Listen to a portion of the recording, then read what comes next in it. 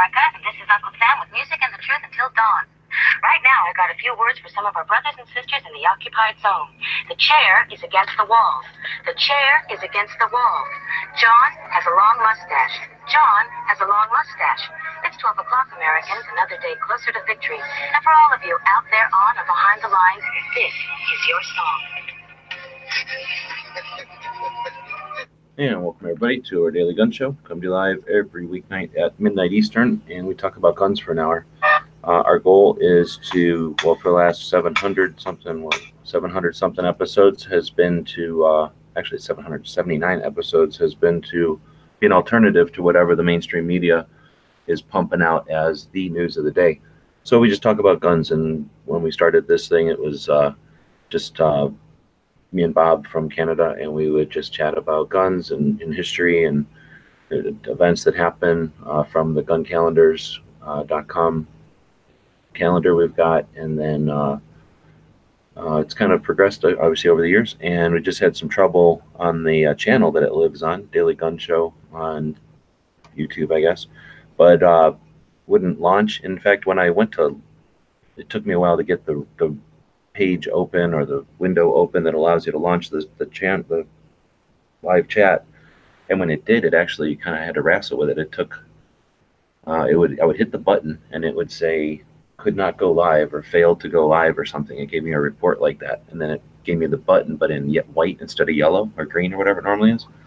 So I had to refresh the page about 5 times now that I think about it. And we went live and no one was joining in. I'd sent out links to quite a few people who regularly join in on the panel, and no one was joining in. So I ended that one, and Clover and Gary were over on Clover's show, and said, hey, let's try it again. So we're over here on the bigger channel. So welcome to people watching on the bigger YouTube channel. Of course, we're always simulcasting on gunchannels.com. Gunchannels.com is a community we built almost 6 years ago now to give people who are interested in having a two-way voice, a place to collaborate and to archive and to share what they're creating, and for people that might be interested in actual grassroots creation of two-way content, either participating in it or being part of it, or I guess that would be participating or watching it. And so with that in mind, we have a chat each evening, and we call it the Daily Gun Show, and we're over here tonight. And we've got Clover joining us from Texas. Thanks for joining. Hey, yeah, thanks. Sorry I was late. We kind of made a new friend tonight in a way, so I was talking with him. Yeah, very cool. And then Carrie jumping in from Kansas. Thanks for jumping in. Hey, thanks for the invite. You're off all week? That's correct. Cool. Yeah, although technically this is my last vacation day because I would have had Friday off anyway. So It's my weekend now.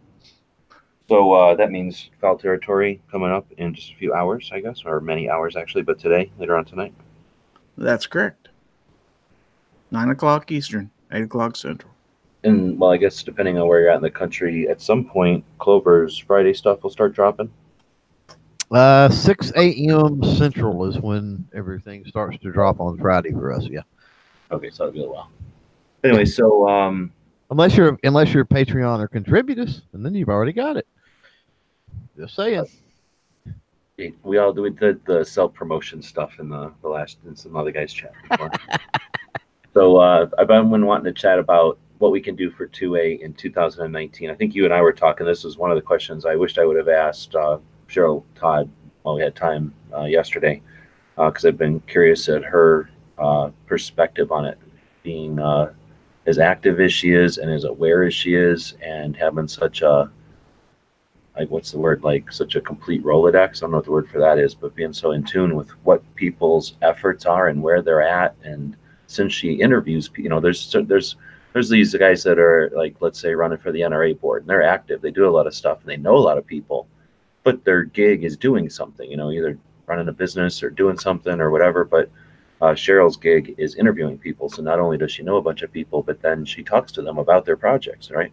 So I would think she'd have almost a uniquely, well,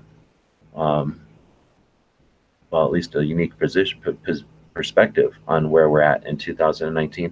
But we all have our awareness of what's going on and what we're familiar with and what we've heard about and what we're concerned about. So that's the question for tonight. And everything we do online is an effort in new media. So Clover and Gary and I are chatting here. More people join us potentially from the links over on the Gun Channel side. But everyone's part of the conversation. So what do we got in 2019? What are our potentials? What are our, I guess, what's the word for like the potential negatives? Like what's the worst that could happen? What's the best that could happen? What do you guys think?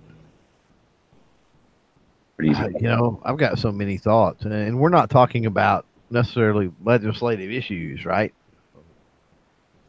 Oh no, I'm just talking 2A in general. I mean, Yeah, we could potentially be talking about, let's say, I mean, the AR-15s, I guess, are a good thing, or a Glock maybe, or like a Pacific caliber. But there could be some new thing that just makes light bulbs go off. Let's say there's a new recreational pump action something that happens that gets invented, and that creates a new sport that people just catch. That's we live in that kind of country, right? And that kind of whims. But anyway, so anywhere.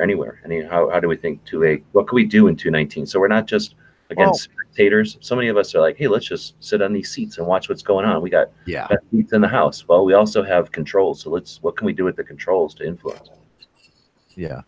Well, I've got several thoughts, and one is you hit on it earlier, but I'll elaborate a little more. And that's I think that we've got to, for those of us that do go out and that do put it out there, I think that we've got to not be afraid to network more and encourage people to network more. Because it's like you say, we've got, I'll interview people, and I just interviewed a guy the other day, and, he in the conversation mentioned that he knew this person and he knew that person. And I'm like, are you freaking serious? I'm like, hook me up, dude. Could you shoot them an email, let them know I exist, and to touch base with me? Let's have a conversation with me. Let's talk, whatever. And he's like, sure, but he didn't offer that, right? That come out of a conversation. So I think we've got to be.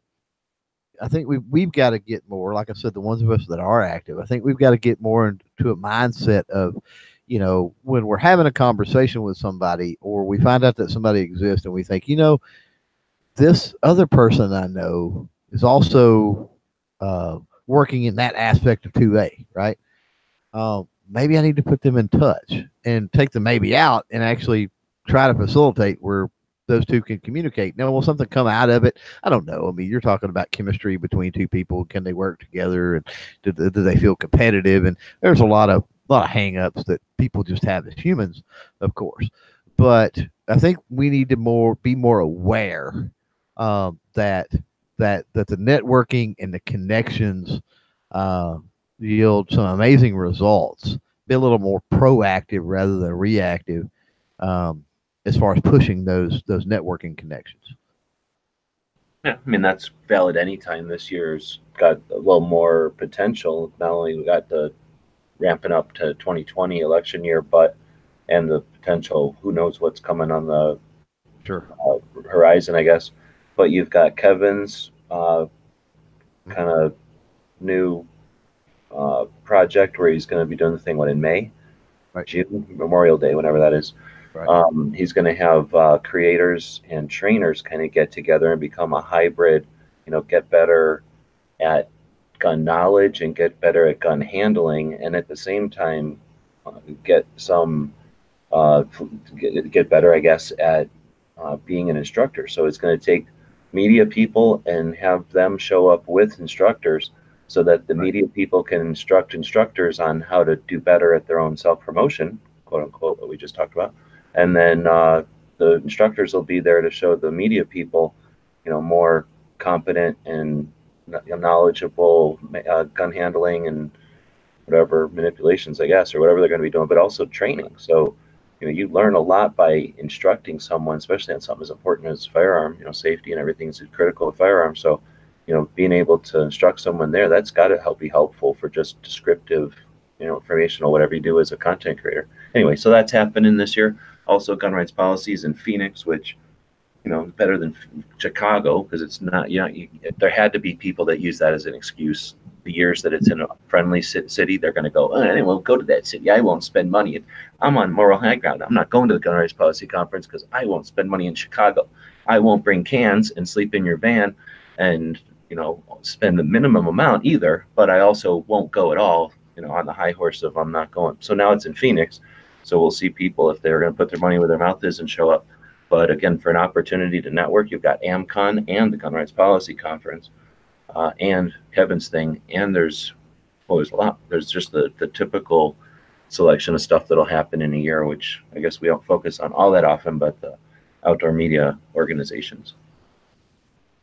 Well, and, I think beyond that, I think if you look at some of the people in, whatever our circles or the new media circles or whatever, yeah, you've certainly got that Kevin that's catching ground, doing things with a sort of a, not a different demographic, but I think one that's been paid a lot less attention to in the past than now.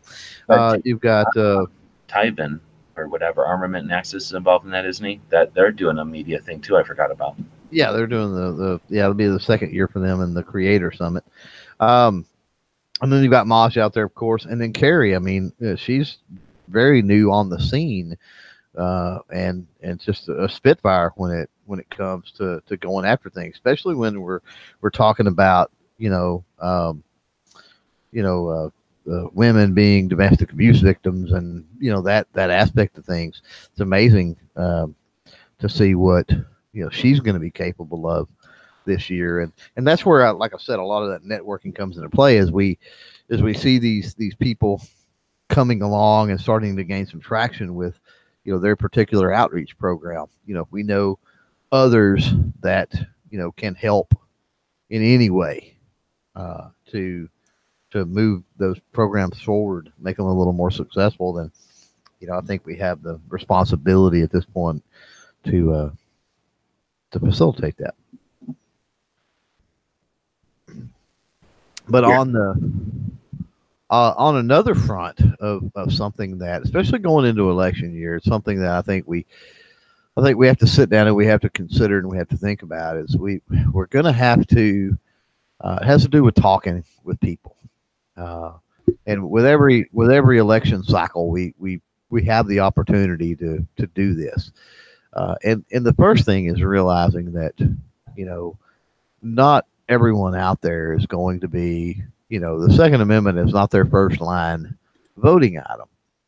So it's one of them things to where I think we're going to have to get comfortable, in a sense, being able to talk about other political issues and solutions to other political issues and stuff like that. And then maybe deviate from there. Maybe we can talk about, the things, okay, well, I align with them, but that's, they're talking about, pick a topic, whatever it might be, the economy, right? And for them, it's number one. And maybe for me, that's number 6. But I need, in Second Amendments, quite a few above that on my little list. So, maybe the Second Amendment's not even on their list, not even on their top 10.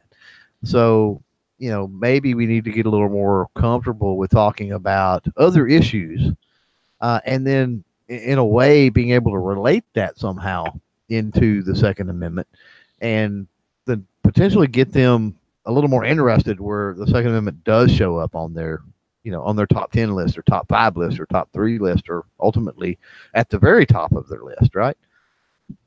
Right.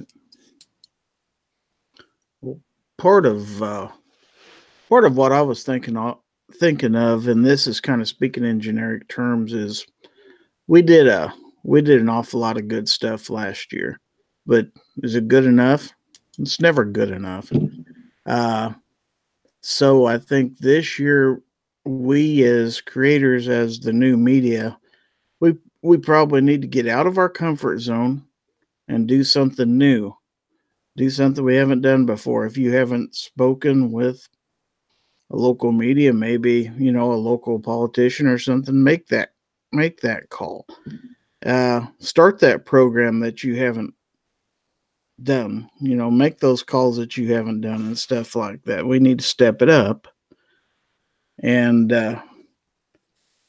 I think we need to keep the message positive. But another thing we need to do is to make sure, and this is me talking, I'll probably catch a lot of grief for this, but we need to do what we can to unite everyone in the gun community, because they're trying to fragment the gun community right now, and that works against us. We need numbers. We need everybody on our side. We don't need to make enemies. We Yeah, need I mean, I don't see it so much as they're trying to fragment as I see there's natural fragmentation. it's happening And whether they're doing it on purpose or not. Yeah. yeah, right. Yeah, I don't see it as they're doing it now. Could they become aware of it and potentially exploit that? Absolutely. And that's why, I think, it's not something I don't think where you've got that fragmentation in place. And it's not anything where I think that you're going to take and heal all of those splits. I don't think that'll ever happen. But I do think that we have the potential as a community to be able to bridge gaps, with certain people. You're going to have, with anything and everything, you've got people that fall into their own little clique and niche and group and subcategory and all this kind of stuff. But then you've got people that are sort of chameleons and can play, they play into several of those. So, we can utilize those people potentially to bridge gaps. I talk about this all the time, and it's what we G mentioned, at the top with KD and what he's doing. I mean, I could never speak to a KD crowd the way KD does. I could never convey the exact same message that he's trying to. I could never convey it to where they would get it. So, and by the same token, I mean, if he come down probably and went to a Ducks Unlimited banquet, I mean, he would probably have a hard time, with just the way that the words he chooses and the way that he explains things. It's a little bit different. It's the same message, but you get in a room where you don't really speak those, the people there, that particular, again, niche, clique, group, whatever, speak their language, then you're just not as effective. And I think we need to have we need to work on being able to, and again, that's where the networking comes into play, I think, too. We need to have the most effective people in the most effective roles as far as the community is concerned. Right. Not everybody knows how to do everything, but collectively we can do a heck of a lot. So I just took the dog out there, but I could hear most of what you guys were saying. Just left the door open. So when Gary first started talking, I was going to say, no, I don't agree, because trying something new at the last minute, sure sign to well, it's just an unknown, where if you practice something in the calm and then you're proficient at it in the need, that's the whole point of practice, right? So I was going to say, oh no, let's stay focused on what we're good at, what we've been practicing. So if we've created a pipeline or a method of communication here and there, or worked on this platform or that, now's not the time to jump platforms. But then I started thinking more, this is kind of the beginning of the first quarter of 2019 still. So this actually is a good time to jump out, do something like you said, out of your comfort zone. And for a lot of us, that doesn't, going from Twitter to Instagram isn't going out of your comfort zone. Getting up and or calling up like some people have been doing and making appointments to meet with your representatives, then following through and going there, getting all dressed up and disarmed potentially, and going and meeting the representative, the people who are there to represent us, and giving them interaction with what their constituents want. Not only is that, like Gary's suggesting, getting us out of our comfort zones, but it's interacting with the actual wheels, the gears in the machine. And that can either inspire sometimes, and I'll still be adamant that people will be inspired by experience in our government, and then it can get you motivated by being frustrated. So again, you can be frustrated reading about what some agenda-based distributor of content is suggesting someone said, or the bits that they decided to filter to you about what the person said, or you can go meet them. And I know people who know the politicians, the representatives by name, and they probably are, they get a little, the politicians get a little, oh, this guy again, but I know people like that. And that's the kind of people that we actually need. And that just would be the perfect time, right, to get accustomed to that. so that next year, when everything's moving and shaking and we need people to do stuff, you know where their office is, you know where to park. I mean, I can't tell you how much more confident I am just going to Phoenix because I know where to park. When there's an event in the Phoenix Capitol now, thanks to Matt's 2A, what are we calling it, rally last year, or beginning of 17 or end of 17, whatever it was, and then 2 subsequent 2A ones and an anti-Trump, anti-gun one. I knew where to park at every one of them because of that first initial one. So those are the kind of things that, yeah, it's perfect to do this year, right? Yeah. And also, So. let me just say thanks to Big John for the $25. Absolutely. We call that thing. Heck yeah. Chat. Thanks for that. They did take $7 out of it. Remember, we've all got Patreons. I've got a store. Clover's got a store. I think Gary's got shirts on Spreadshirt for sure. Yes, I do. There's lots of ways to support everybody that's out there doing content without getting YouTube's a chunk of it. But I do appreciate the generous support. Thank you. Yeah. Anyway, sorry, Gary, cut you off. No, that's fine. I was just saying, when you do something like that, you may just find out that this new thing that you've been afraid to do is something that you can do really well. So, sometimes you step out of that comfort zones just to give yourself a chance to learn something new. And, you've been afraid to do this thing, but once you do it, you find, well, shoot, I should have been doing this all along. I'm really good at this. The worst thing you can happen is you're not effective, and at least you gave it the shot. I mean, there's very little to lose. Yeah, you verified it at least. Well, but there's something to be said about being persistent and consistent, right? Right. Because let's say that you live in a deep blue state, right?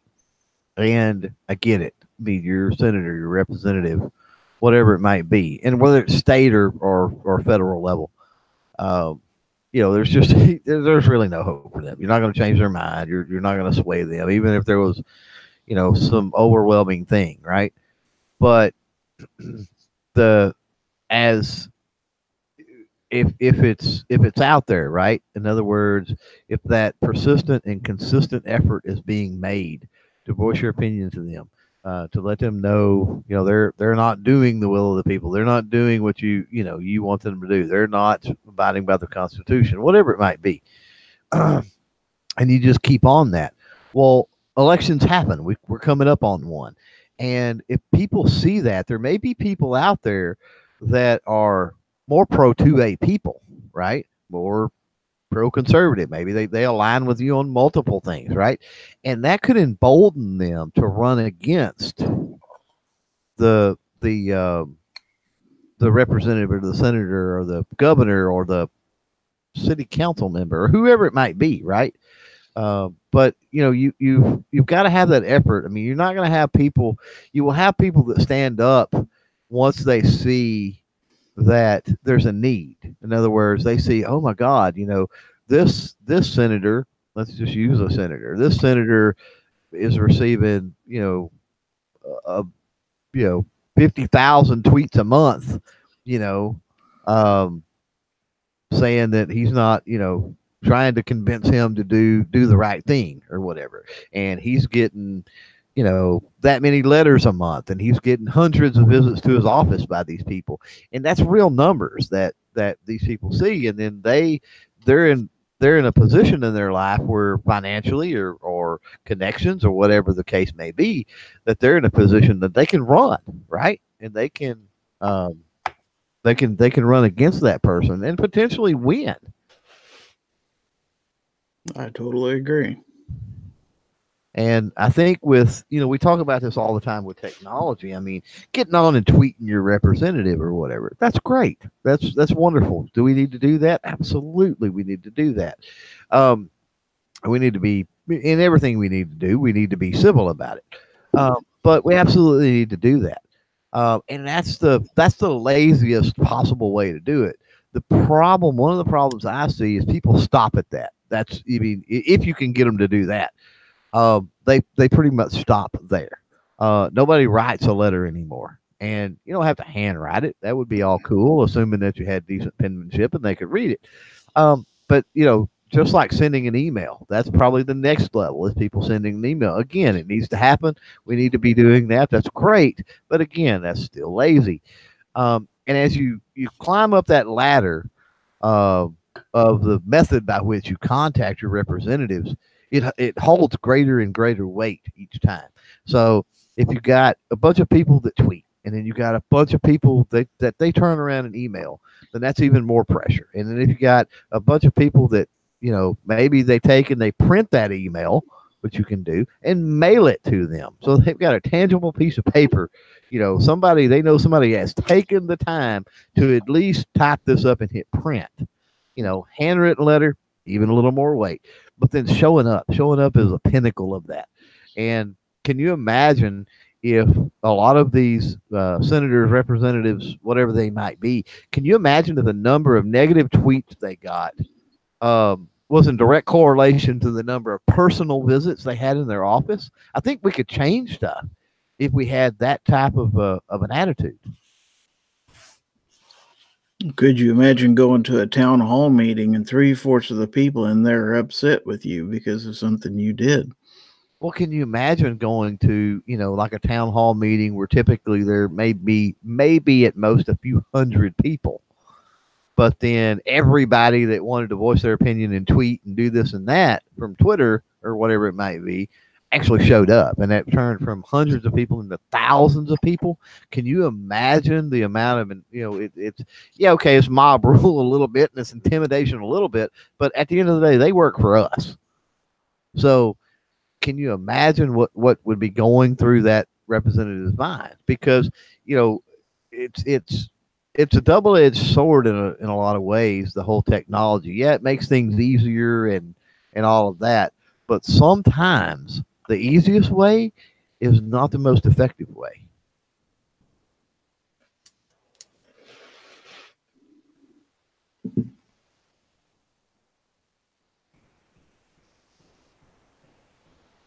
Big John was saying he didn't get replies from the emails, so he started sending real letters. There you go. Yeah, a lot of times when you send those emails, they'll just return an automated reply back. Not always, though. I did get a personal reply once from one of them.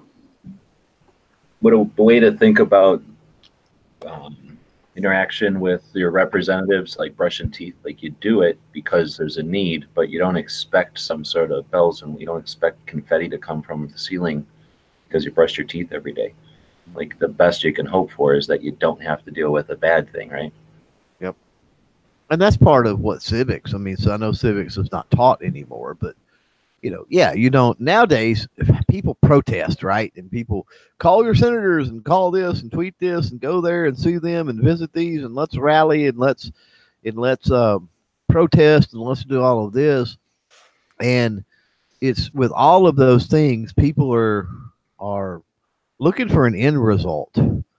And the civic aspect of that is that's things we should be doing regardless.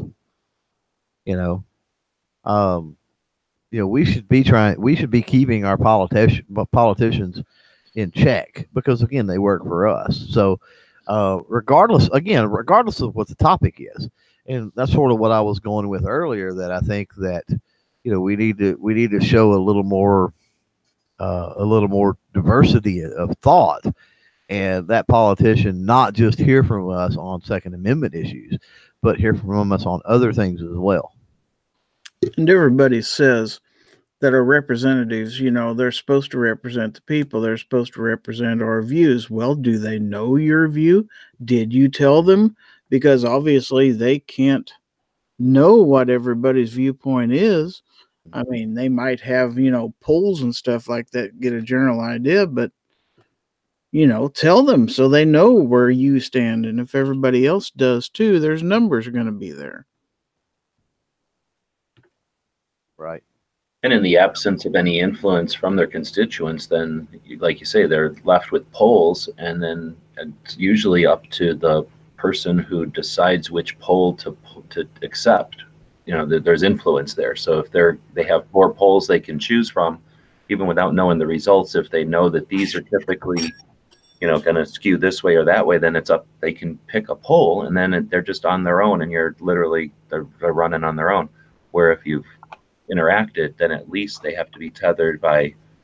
I know there's lots of pessimistic people out there that'll say, oh, they don't pay attention to every email, so therefore don't write any emails, or that disregard the concept. But they do, they keep track of the quantity of them, and that's a factor in their. At least that they keep it as a record, right? So even if they vote against it, then it's a decision that they chose to vote against the influence they had from their constituents. Right. And here's another thought that I had. You've got people. I was kind of ranting on people, and I understand for some people it's hard to set aside time or travel or do what you got to do to go meet face to face. Most of your congressmen and senators and stuff like that, they hold some type of meeting or town hall or something like that. They do here in my district and all of that here in Texas for sure. They have to multiple times a year. But so I get that not all people can. But what if those people that did have the ability to do that on a fairly regular basis, let's say a few times a year, once a quarter or something, right? You've got somebody that once a quarter. They're actually able to go to the Capitol and have a sit down with that representative. What if those people, we could motivate those people into taking more of a leadership role? And by that, what I mean is, it's real easy to draft petitions or collect letters of grievance and all of that from other people in that district, in that voting section, in that voting region. Put it out there on social. Say, hey, you're not happy with the way Senator so and so is handling this. Write me a letter, right? Or send me an email, and then when you go to meet them face to face, take that stack of crap with you and walk in and go, this isn't just one person. I'm the one here delivering the message, but this isn't just my take and my opinion on this. And then show them a stack of hundreds or thousands of letters, or a petition with thousands of signatures and all of that. And they're gonna open their eyes to that.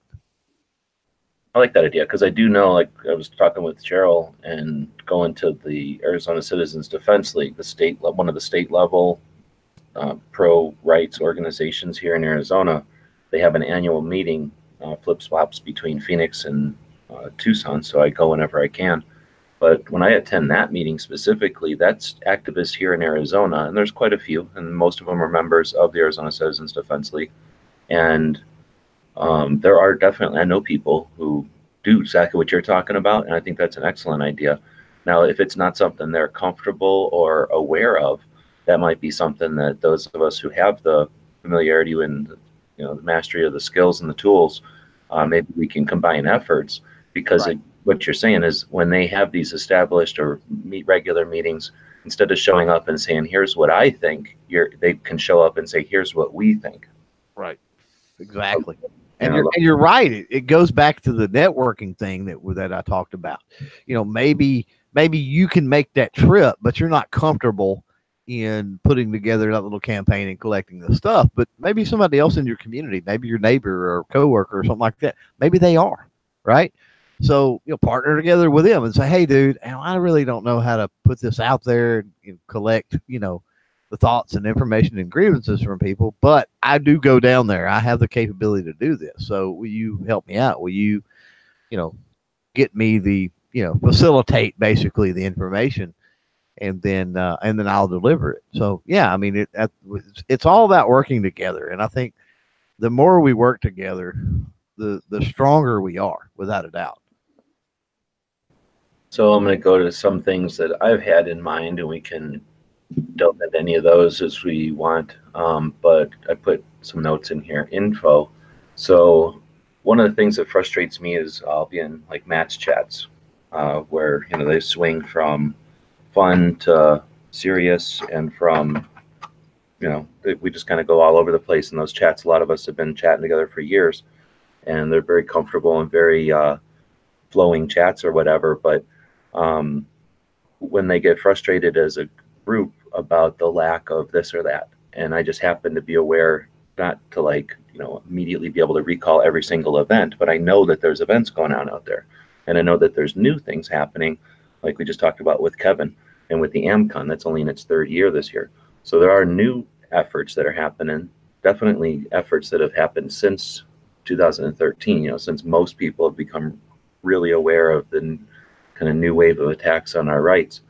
So anyway, I'm putting in their info. So, I do some efforts with trying to keep people aware of just interesting gun history. But this year, for sure, we're going to concentrate on things like Kevin's event, like the Gun Rights Policy Conference and AmCon, and like the Creator Summit that they're doing. Is that in Pennsylvania or is it Ohio? Ohio, I believe. It's I Ohio. believe that's correct. Yeah. So that one's coming up here sooner than later. Then some of the shoots, like this Clash Bash that I've been aware of, but I just did an interview to let people be more aware of it. It's coming up in about 30 days. I'm sure there'll be some other shoots. There's the Bullpup shoot that happens. I think this will be their fourth year that they're doing it. So those are opportunities for people to get together and do the kind of networking that Clover's talking about. But anyway, so getting information out there so that people are aware of the opportunities, they can plan it into their scheduling or whatever. And then including with info, going along those same lines, but not so much with specific events. I guess I'll include rallies in there, because that's one of the things that got me started on that whole thing when they're saying, oh, there's not enough rallies. I'm like, dude, there's been 3 rallies since your rally in Phoenix alone. So there's definitely rallies going on, and we're not always aware of each other's rallies, because if the people that are organizing the rally are doing it, versus via pieces of paper at gun shops, then that might not be hitting the online live chats, audience. So there might be things happening, I guess, that we're all unaware of. So putting specific time into finding it all and getting the information as widely available as possible. This year gives us that, I guess, skill set for next year, and that hopefully method of communication, however we ever decide to disseminate that, get that kind of going, so that next year when the rallies are going to be critical, it hopefully won't be people's first visit to a rally. And even if it is, it will definitely be, our third or fourth time getting the information out there. So we're as, efficient and useful as possible with it. And then I'm thinking including in the info stuff would be kind of things that we've talked about in the past, as far as having either some sort of a handout or a business card, or some sort of something that you can leave a conversation, you can leave with someone after having a conversation, or at the conclusion of a conversation or debate, something with some footnotes or some links to third party, impartial government numbers, CDC or FBI or whoever keeps track of whatever it is you're talking about. And potentially having a set of cards or something that people could carry around. Hey, I think I might be having a discussion, or I'm gonna leave these in my glove box of the vehicle, in my backpack or something. And when you do have a conversation, you can say, hey, we've had a great conversation. Here's some links that you might want to check out, or here's something, we didn't agree on. Here's where I get my information from. Anyway, so actually creating some of that stuff. We've talked about the theory of that stuff before, but we've never actually gone so far as to actually get it created. And most of it isn't going to be very difficult at all. It's creating business cards for the most part, which are cheap and easy. It's just a matter of disseminating them and getting a little familiarity with using them with others. So then again, next year we can be as useful as possible, right? As everyone calls ourselves ambassadors of freedom. I'll stop there. I have a couple other things, but I don't know if there's anything there worth chatting about. The text chat's been dead. Where do we get the text stuff? Right? We've got 22 people watching, so again, this is an effort, interactive media. As much as I'm trying to get Clover and Gary to dance for you, you're part of the conversation, so be part of it. Use those keyboards out there. So as far as information, like I say, is there anything else you guys are thinking that we could create this year when it's kind of a calm and gives us a little bit of a lead up, so that we can actually evaluate and see if the information's useful, or if the flow works, or if it gets the information across like we want? Like I say, I just don't know. Most of the large federal level pro-freedom organizations, I don't know, maybe it's even worth just going through and doing an audit of what is out there, and then figuring out what's lacking, and then filling in the gaps. Maybe that's the way to do it. But I'm thinking basic stuff. What's an assault rifle? Like, it's a lot of that stuff that we don't even think about. You know, somebody's like starting to vote this year, right? A whole bunch of 18-year-olds or however old they have to be now to vote. You know, hey, I'm going to vote for the first time, so I'm going to go find out what this really is. Right. We kind of get into which model of CZ or which mag release on this we're going to use, or which kind of grips we're going to put on this thing for the third time. And we blow right past a lot of that basic stuff. And a lot of our basic stuff is sort of, you're about to go kill an animal, so here's how you don't hurt yourself on the way to do it. And that's just not going to, you know, absorb to somebody who is resistant to any of that stuff. Right. And if that's our only way to give people some introduction to gun stuff, then we're hurting. So maybe it's worth putting some like, hey, you hear about gun owners, welcome to my life. You know, here's I'm a gun owner. You know, maybe there's something to. Yeah, gun owners. Yeah, gun owners are just regular people, just like everybody else. We're not monsters like the media tends to portray us as. We're teachers. We're nuclear plant workers. We're computer repairman. Whatever. We're you. We're just like you. Hashtag I'm a gun owner, and just have people do little bios. And I don't think that's a bad idea. I mean, I don't know if antis are going to be like, oh, that swayed my opinion, but I certainly think people in the middle would see that and go, well, that's certainly a lot of people that the NRA is paying for. Like, that doesn't make sense. Like, is the NRA really paying for all these people?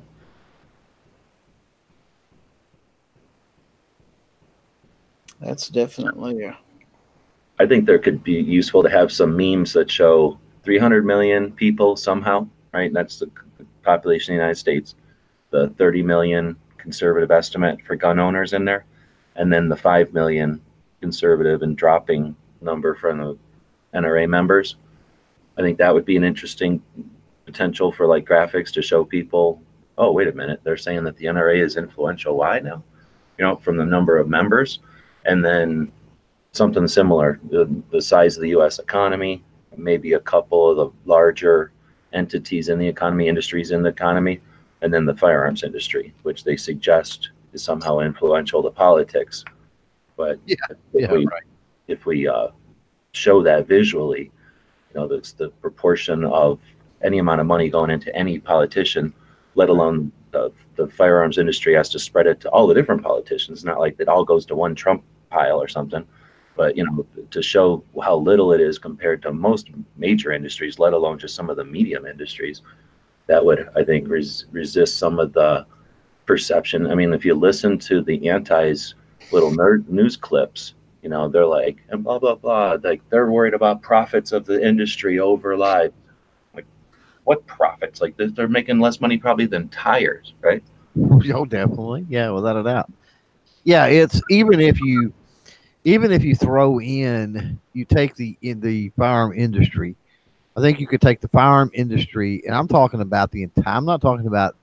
See, when they're talking, they're not even talking in terms of like accessories and things like that, right? They're talking in terms specifically of firearms manufacturers, basically. You know, when they say the firearms industry, but even if you took all of the encompassing like the gear maybe, or like nylon manufacturers, they're thinking Colt, Smith and Wesson, Ruger. Right. Yeah, exactly. That's what they're thinking about. I mean, Remington. Yeah, they're thinking about the actual firearms manufacturers. They're not talking about every booth at the SHOT Show, right? But that's just sometimes when they want to deceive themselves or just feel good, they'll probably look at like the number of dollars spent on outdoor recreation and somehow conflate that with, well, those must be gun owners, or like all hunting or something. Well, and that's a good point, and that's kind of where I was going. Is it possible that they're looking at this greater number, like every company that's at SHOT Show, you know, and they're thinking that's just the folks that make guns, you know, and that's not the case. So when we're talking about paring that data down, it would be interesting to take and compare that as well and say, okay, here's holsters and scopes and bipods and slings and hunting camo And you see what I'm saying? Here's everything, and then here's just the firearms manufacturers. And it's going to be a small percentage of that. We know that for a fact. But then when you look at, they want to talk about the NRA, and they want to talk about, oh, they're just doing the bidding of the NRA and the gun lobby. They talk about the gun lobby a lot. The gun lobby is a pittance even of the industry. It's even smaller than the industry. And right here, I just typed into Google, how big is the gun industry, right? As you were saying about that part, but then it says gun and ammunition manufacturers. We didn't even think about ammunition. Yep. Had revenue of 17 billion, but the majority of that revenue comes from the defense side of the equation. Yep. And quote, arms sales to the U.S. and foreign governments. So when they're going to talk about ammunition sales to foreign governments as part of the number, I mean, I'm sure that has something to do with somebody getting paid off to do some kind of contract or something, or like some kind of import visa or whatever the hell, that kind of thing. But as far as like cult being against or being pro-violence or whatever the heck they're trying to suggest, yeah, there's so many ways that we can chop this up, I think. And this is coming from Forbes. I don't think Forbes is got a what do you call it, like a dog in the fight. Yeah, Forbes is not typically, with my experience, and I've dealt with Forbes. I've actually had several articles show up in Forbes that I was mentioned in back in the Facebook days with gun groups and stuff like that. And we've gotten I got a fairly even shake with Forbes. I can't say that. They're not. Don't get me wrong. They're not like Breitbart or something like that, but they're not. They're not completely tilted left.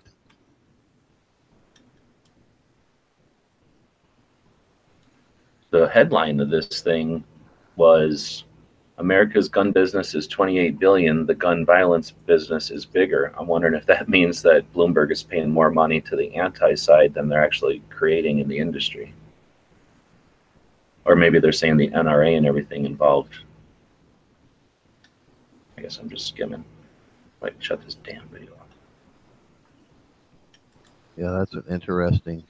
But it would be neat, again, to somebody to compare. I guess I was looking at the gun industry. I'm just like looking at this Forbes article since I'm not finding what I want. Right. But I'm going to flip this over to images in the same search. How big is the gun industry? And I can see one infographic. How different would the world be? Now we know that Google's filtering this based off of my search history, right? But how different would the world be if this was filled with infographics, or if at least one of the topics up here was infographic and it was filled with different people's perception or in relation of how all the stuff we've just been talking about. We got one from the NSSF way down here from our friend Only Guns and Money. Oh, nice, very nice. And then this one. So this one is from MSN.com. States with the lowest total economic output, states with the highest. I don't know what the heck this is supposed to be. This says that gun industry contributes 51 billion to the blah blah blah. So this is from 18, and this article over here from 18 suggests that the gun business is 28 billion. So when there's 100, right, difference, double MS and Forbes, there's something. Hey, I don't know what to do for my channel. I don't have access to cool guns. So what? Go add to this, add to what we need here. Right. So look at this going on here.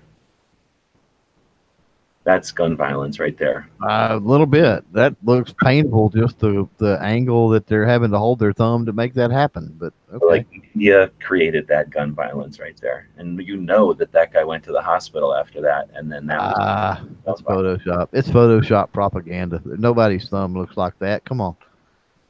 But seriously, there was nothing in here for how big is the gun industry.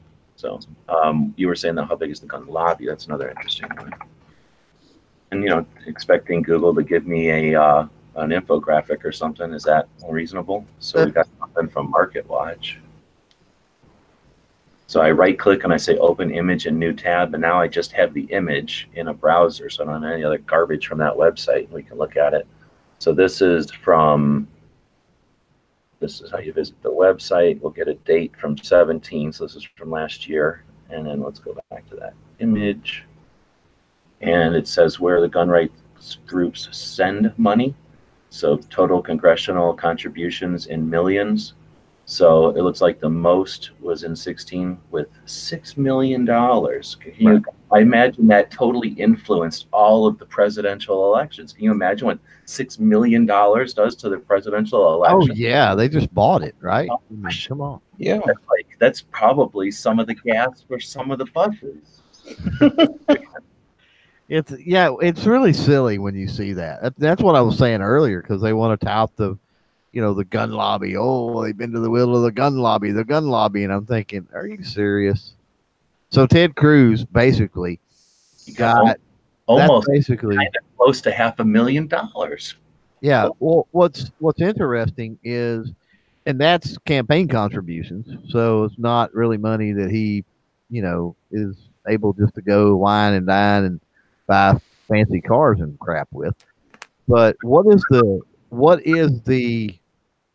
income? What's the salary of a senator? Does anybody know? No, not right off the top of my head, I don't. I'm going to say earn, even though it's a poor 174,000. So it's basically roughly twice what was 2 years worth of salary for him, basically. That was donated to his campaign. And he was the big dog. You got to realize, did you see the other ones on that list? It was like next to nothing with those people. That was like a pittance. Yeah, 70 grand. And then Whoopie this is dick, the yeah. Center for Responsible Politics, whatever that is. I don't know the source of the thing, but then how they interpret what funding comes from. Obviously you can always dig into this and figure out, what are they calling a pro-gun political contribution, right? Right. But it's all going to Republicans. So, that's something that we're constantly when we're not in the actual election cycles, what we're constantly having discussions to debate, right? That we want to raise awareness that an R does not mean pro constitutional, and the D's don't necessarily always mean anti-gun. At least if we always pin them to that, then why could we ever expect them to change? If we give them an option to change, then at least Right. they might. Right? Well, certainly there was more D's back in the 90s. You were coming out of the Reagan Democrat era and that sort of thing. And what's interesting is the uptick in D's you showed there, like 08, 09 or something.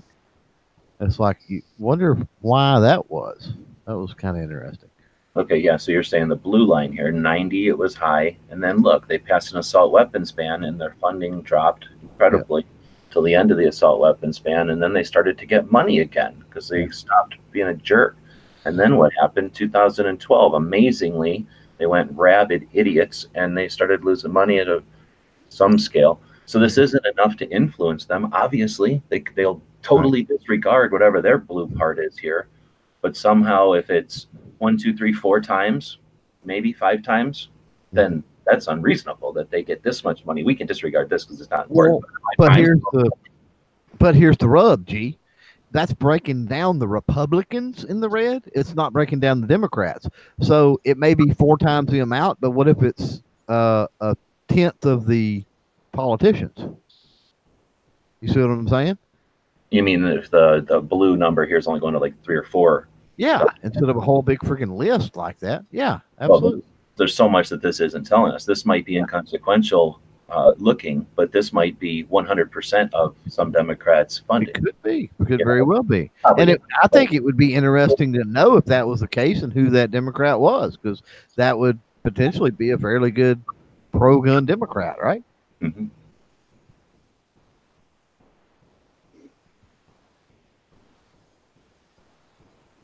Let's see.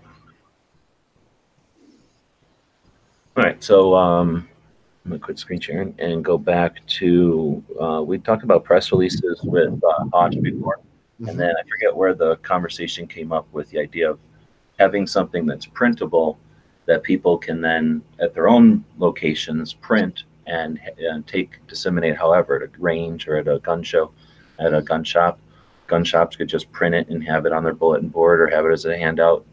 Sometimes they'll have a section where they have taxidermists and firearms instructors and the classes that are coming up, some sort of a community area. Right.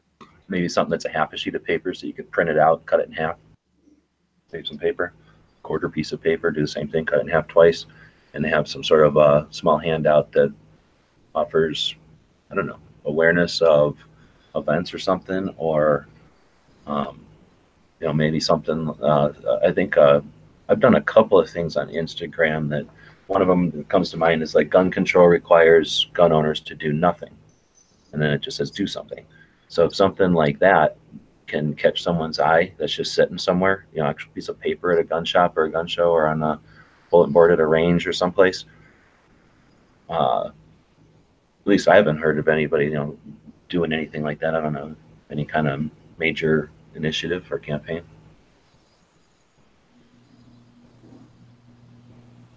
That's a good idea.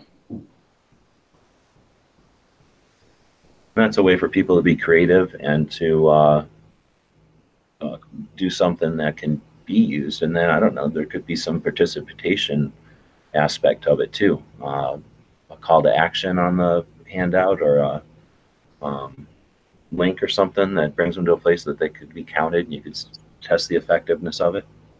Yeah, a link could be a good idea. Patriot in the Dark, a friend that jumps in often from Michigan, is doing a initiative. I don't know what to call it. I keep calling it a challenge, but I don't think he calls it that. But the Liberty, what is he calling it? The Open Liberty? No, that's chat. That's what's his face is chat. Yeah, I can't even remember.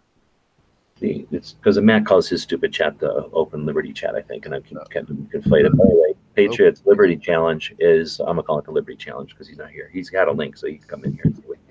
But anyway, his concept is to first think locally and to figure out what's affecting you personally at your local level, state, regional, county, city, whatever it is.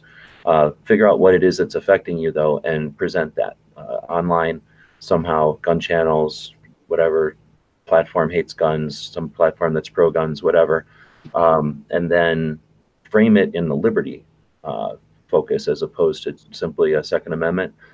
Then his challenge is to take that stuff that you presented to an actual human beings and present that to people in real life. I think there's so much potential there. Now you've taken that info that you've presented or created, and then I was encouraging them, anybody that participates, to put that on Every Second Matters, because that's sort of the project over there. But then to take that information that you've created and share it, both in real life and online, and then go to the next level. If it's, again, state, regional, whatever, national, however you want to do it. But then to take steps, take, small bites to the overall goal. And then you're creating, you're archiving, and you're creating another perception of what's going on. So some people are going to hear, like Charlie Brown's teacher when somebody starts talking about laws or something, but you might have a way to reach someone. Your explanation of it gives them that light bulb instead of the Charlie Brown teacher voice. Yep. And then they're in the game. So if it doesn't do anything more than hone your skills, it's valuable. But if it hones your skills at the same time as bringing somebody else on board, then it's a win, right? And if you can put that on the internet and accumulate it with other people's efforts, and then that for the rest of time sits and shows, some precedent for a future system that other people follow, well, then it's a massive success. And that's the kind of thing we're talking about, what we can do now to work towards, working systems in 2020. I guarantee if we come as gun owners with a united front, at least in the major campaigns or whatever, resistance to their tyranny and all kinds of education out there on the available to people to counter their whatever preconceived notions of violence and hate and everything that they try to depend on, the ignorance that they depend on. If we challenge the ignorance and we offer real resistance and consequences to their attempts at tyranny, they're going to quickly turn tail. They have other things to do. Their self-interest is to go do other things. So they've got plenty of things they can petition against or for or hate or love or whatever they're going to do. I don't think we need to even win. We just need to show them that we're willing to fight, and they'll leave us alone. And the results of that is hopefully not just a resistance to their tyranny, but then we can all look at each other and go, hey, that worked. And then we can move forward, remove the 4473s, remove the NFA, and get closer to constitutional carry throughout the country, just based not on a new, what does it call it, the national reciprocity, but instead just on everyone having constitutional carry. Yep. Why don't super chat money go to making Pro 2A ads? I don't know what that means. Why don't we use super chat money to go to making Pro 2A ads? I only get, I think I probably have $30 in super chat money, and like Clover said, $10 of that I guess is going to YouTube.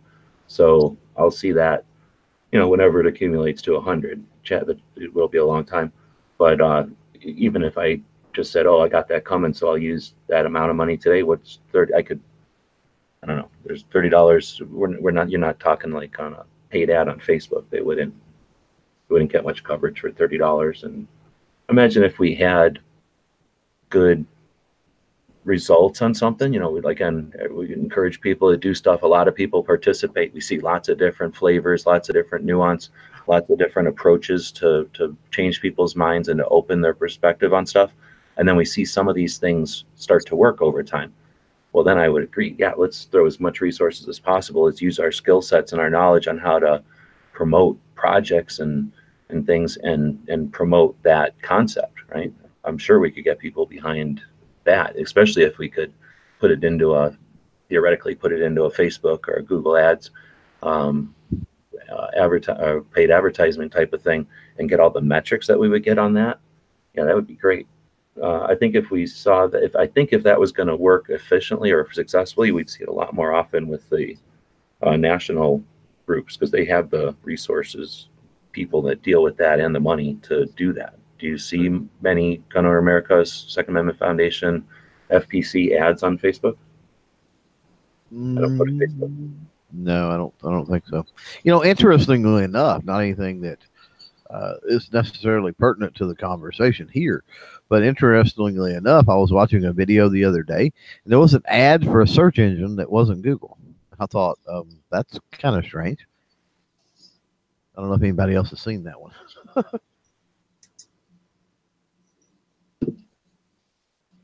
Oh, ad for what now? A search engine that was not Google. Oh, I keep getting them. I keep getting them for Vimeo, so a video hosting platform that isn't YouTube. Yeah, that's weird. And I just that struck me as weird. But I see, of course, the whole AdSense thing when we're talking about that's all tailored to the viewer. We know this, and so a lot of times we are biased in a way because we're watching firearm content and we're a firearm content viewer, so we're going to be served obviously ads that kind of align with that. But most of the stuff I watch, I get a lot of holster and different ads like that. So oh yeah, there's definitely gun ads, which is super frustrating because they're super critical a-holes. Pink Cassini keeps getting them from the CCA. I used to get those a lot. And then Misguided Santa, if we could get Yankee and Matt and others to join in. Yeah, I guess, and I suspect most of them would. All of them that I know, at least, let's put on a caveat who are worth the shit, would definitely do that, because none of them are, like you say, eating bonbons every day off of their super chat money or anything. They're just doing it. Well, Yankee puts all his into his systems that you know about. Matt, just what he uses it to do stuff on his channel or whatever. So I would assume that they would, I've seen them do it before. I'm sure they would mobilize it to whatever worthwhile effort. I just think we have to have, another one, because like I say, they've done it before. So yeah. As far as everybody else, I don't know. I think we have joined in the past. We certainly all got together for the resistance to the 23 executive actions in 13. No one, there was nothing that was unifying at all except for the platform. of YouTube. Nothing was unifying the community back then. Behind the scenes, in front of the scenes, nothing. And we all worked in unison. I mean, we were like a giant Voltron. You know, everybody just did what was necessary. It was awesome. We've seen it successfully with the M855 and what was the other one? Something about some other barrel or something. So we've seen it happen. Not every time. It's not a sure thing. If it was a sure thing, the antis wouldn't be coming after us. But well, I don't think that's something that hasn't happened. I think whenever there's something valuable, everybody gets behind it. Yep. I think what I'm looking forward to is having more and more people from outside the YouTube centric. Now I'm hosting this on my largest YouTube channel, right? So we're chatting in YouTube's Hangout. We're chatting about stuff, so it's YouTube centric. But I mean, I've been efforting last few years and more in the last year for these people that are not YouTube centric, that are awesomely effective, have massive reach in their own realms, I guess, whatever you want to call them. Yep. And the potential, the power that we've got when those people come together. And yeah, I mean, it's super frustrating to think about what we could do with the resources we have set right here, but none of us would want someone else to tell us how to deal with our resources, whatever it might be, our time, our projects, or whatever. So I say let's effort less on bitching and moaning or complaining or shaking our fists. All right, that's even too connotative, but worrying about what they're doing with their time and effort, and think about all the people that are doing such awesome things out in other realms, and bringing those people together all together. And what'll happen is the people that are successful doing what other people have already done will do what we've already did, and then they'll be successful doing what we're doing, hopefully in time for 2020 to be useful in 2020. Right. But I'm confident that as soon as there's some effective campaign to bring people in Second Amendment together, you will see large channels jump on board. Yeah, the large channels when you're talking the really big ones, and I've been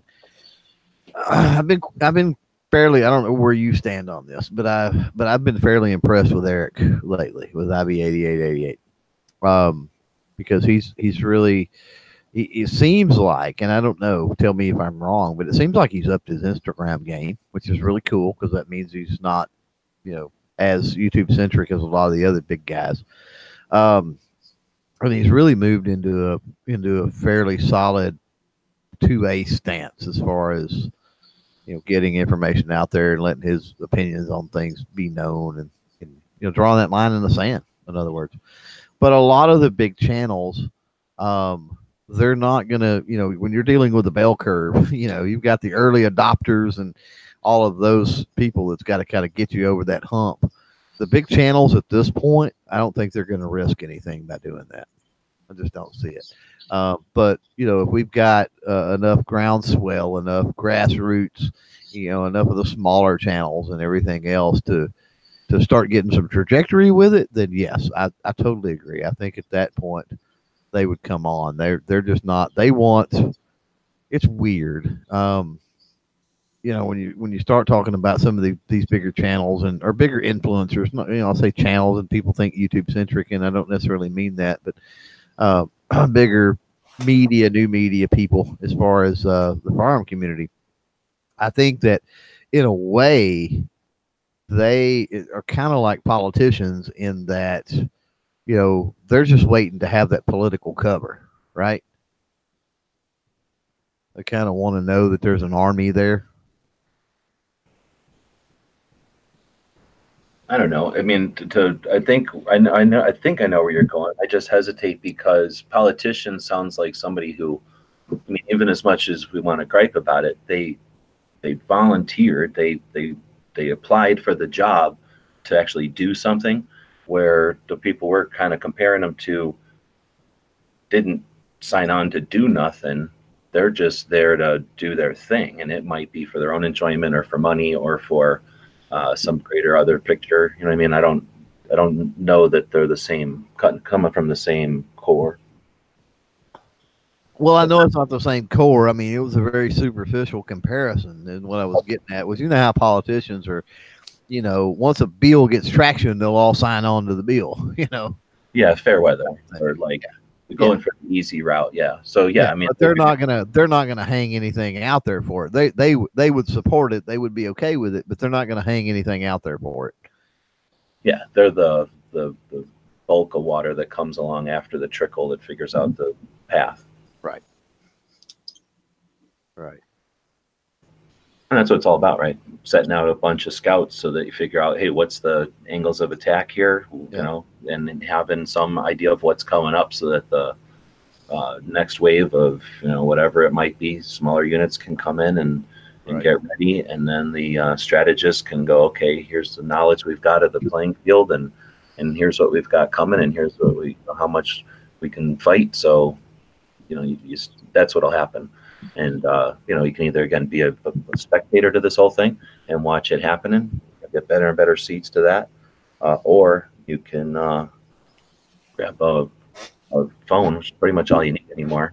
And you don't even have to have that phone on any kind of network. You can go get a $5 or $50 phone someplace and just Wi-Fi it all the time. Free Wi-Fi at McDonald's and at Walmart and at Lowe's and Home Depot have free Wi-Fi, and most hotels will have free Wi-Fi. I mean, if you're looking for free ability to do all this, you could pretty much do it anonymously. If you're concerned about Skynet coming after you, you can create accounts and you can contribute to conversations and do the effort of sharing and distributing and getting information, you know, from here to there. Acting as switchboard operators and relays, which are the things that Bloomberg pays companies. You know, the companies that are aware of the infrastructure and aware of how it works. They just hire people to do all the jobs. I guess some of what we could do is help coordinate, you know, what's missing, what we need volunteers to do. Right. Yeah, and I think you hit on a point there with the, you know, how to attack. You know, what's the method of, you know, of getting it done. And, you know, I think that's where, like Gizzard was talking about earlier, with some of these fractures in the community. I think those fractures are people's differences and how they feel, you know, we need to approach and attack a certain thing. And the one thing we've got to realize is that there's a lot of ways to do it. There's more than one way to skin a cat. And I mean, if you're talking about, I've likened it to, you know, a major battle, you know, or a war rather. You know, look at World War II. Look at how many fronts that was fought on. You know, look at how many missions within each front that was fought. You know, and it was all done for an ultimate goal, an ultimate end game. But each one of those was their own group of people with their own group of skills, with their, you know, and so what we've got to do is we've got to say, okay, well, you know, I'm a sailor and I'm in the, you know, South Pacific. I'm not going to say it's, you know, we're the only way to win this war is to send everybody to the South Pacific. You know, the guys over there, in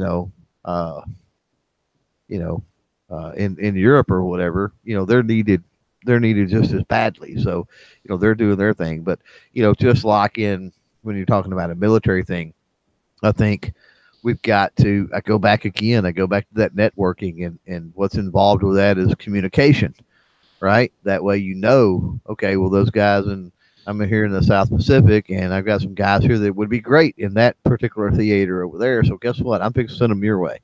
You know, they're going to be a lot more effective over there. And recognize that though that the particular task at hand, the particular aspect that one group of people is fighting, I guess, for or against, depending on which side you come down on. You know, it's still valid, even though you don't think that's the primary thing that needs to be done, or even if you think maybe that won't do anything. You know, the reason those people are doing that and are trying to fight that fight is they see something. You know, they've got some intel. And they think that that's a viable way to attack the whole anti-gun thing.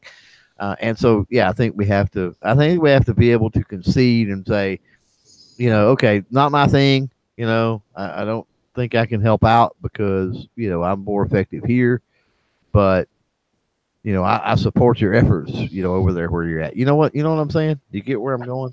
That was a long spiel for not much, it seemed like. Well, I was thinking when Gary was saying it earlier too, is when we say work together or whatever, I'll get work together, I guess, or get along. Then we talking like there was a time when I forget what the numbers were anymore, but we had the Hearing Protection Act, and then we had the universal reciprocity, and there was I'm not 100% pro universal reciprocity, but then at some point, I'd rather see something pro happen and us work together than the tediousness of the repercussions of it. It wasn't my apprehension to it didn't outweigh my interest in seeing everybody work together.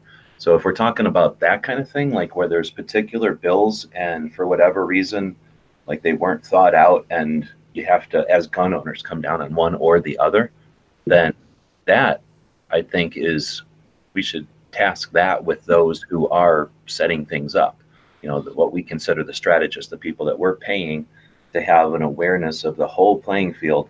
And by that, I mean Alan Gottlieb and the Second Amendment Foundation, the Pratts with Gun Owners of America, and Combs with Firearms Policy Coalition predominantly.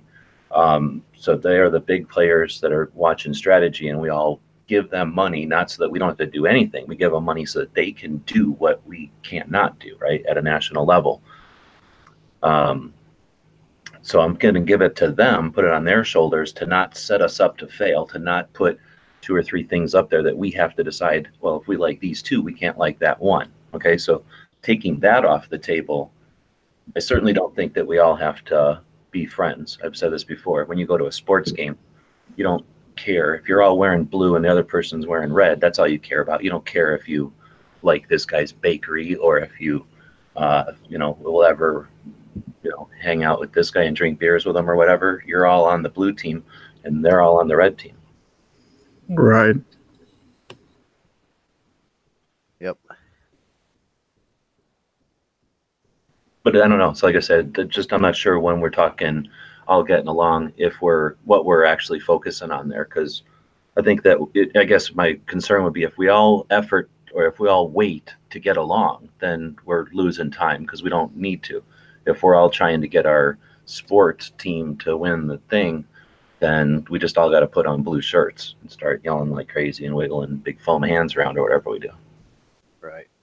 And we're all human. I mean, we're not going to get along. We're all human. And, some people take stuff way too personally. And then you've got other people that, I don't know. 30 million of us. Like I say, I think it's an unfair burden and it's an unnecessary restriction to say that we all have to love each other for crying out loud. We all respect each other and we all would, stop each other from being hurt. But at the same time, we don't have to buy stuff from each other's businesses, right? Right. Or even like what you do with your business. Whatever. Yeah, exactly. Like there's 9mm people. I'm okay with them fighting with me. Yeah. I realize it'll be ineffective. I'll have to shoot the stuff that they shot once already, but whatever. They're there. They're trying. It's true. All the beta males with their CZs, and yeah, I understand.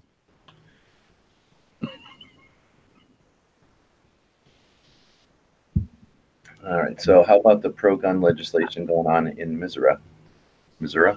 What's happening in Missouri? Missouri. Is that the AR? Everybody needs an AR-15, or is that tax breaks for taking training classes? Or seems like they recently passed a bill that basically said that they were not going to enforce any federal gun laws. That one. Okay. Yeah. Okay.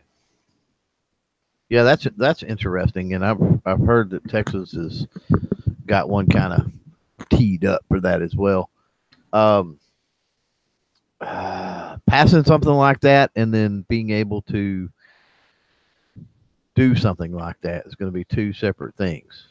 I don't know how you would do the enforce federal gun laws because I, I don't know. I'm kind of gray, I guess, when it comes to the actual role of the ATF and the federal government in a lot of the firearm related stuff. So when they say that, is that just a feel good bill, or is there actually any teeth to that bill that they can do something with? I guess. We definitely I could use somebody who's like a lawyer. Go ahead, Gary. No, I was just going to say I don't know enough about it to speak to it. So I think if we had a lawyer or something, they might know. But I look at it like, what's that interstate commerce clause, right? That's how they're basically the federal government puts influence and infringements on all kinds of aspects of our lives because of that concept. So and that's a court precedent, by the way. right. But I'm just saying that's something that is it's an example I can use as like a thing that happened, right? That's being wielded with jackboots. So, yeah, but a lot of people use that commerce clause. That gets used a lot, and a lot of people don't understand. They think that's like part of the Constitution or something. It's like that's a court precedent. All that is. Yeah. But I'm just saying that is a happenstance, is a thing that happened and has been used against us for a long time, and it's like it's anchored in there.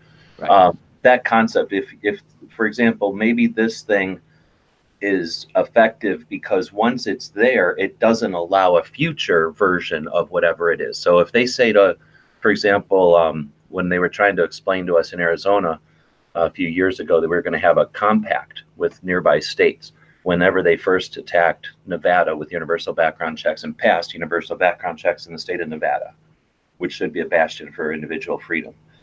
So they passed individual background checks there, and that was a realization that it's time to take more deliberate actions to prevent that kind of stuff from happening here in Arizona and Colorado and other states that should be bastions of individual freedom still, based on the way this country was settled and the people that live here.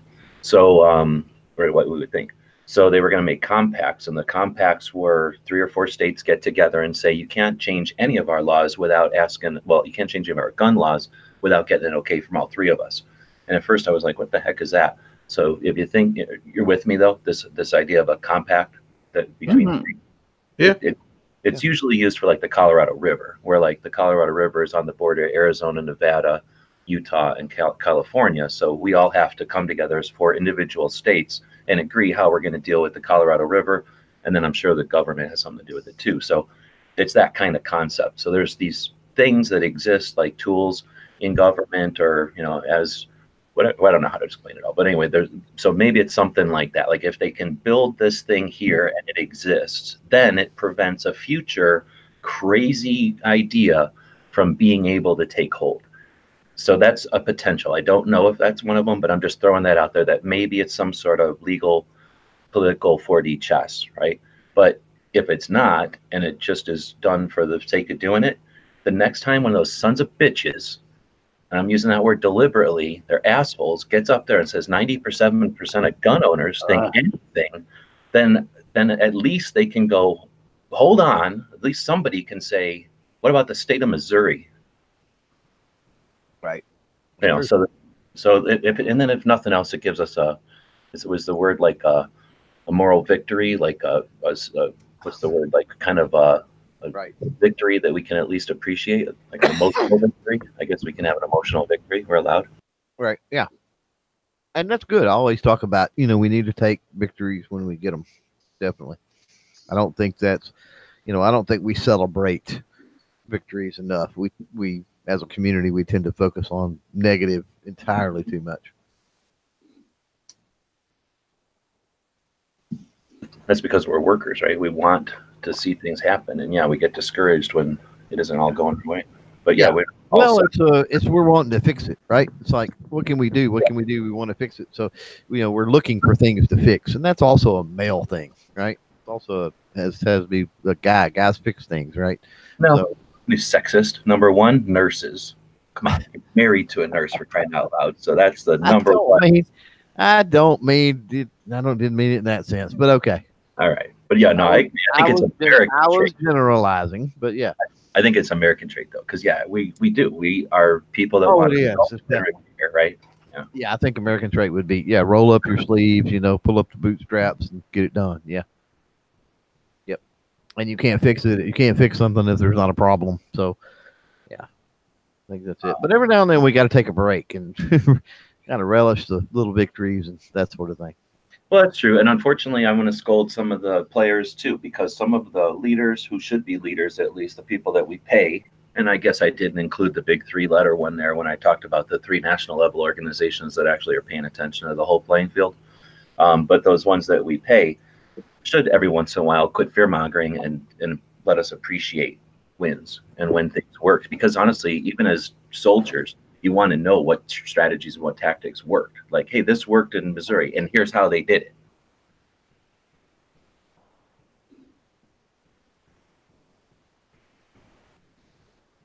But how, I mean, they say the feds, no money for you, and since we run Nixon supply, we just won't. What are you talking about there?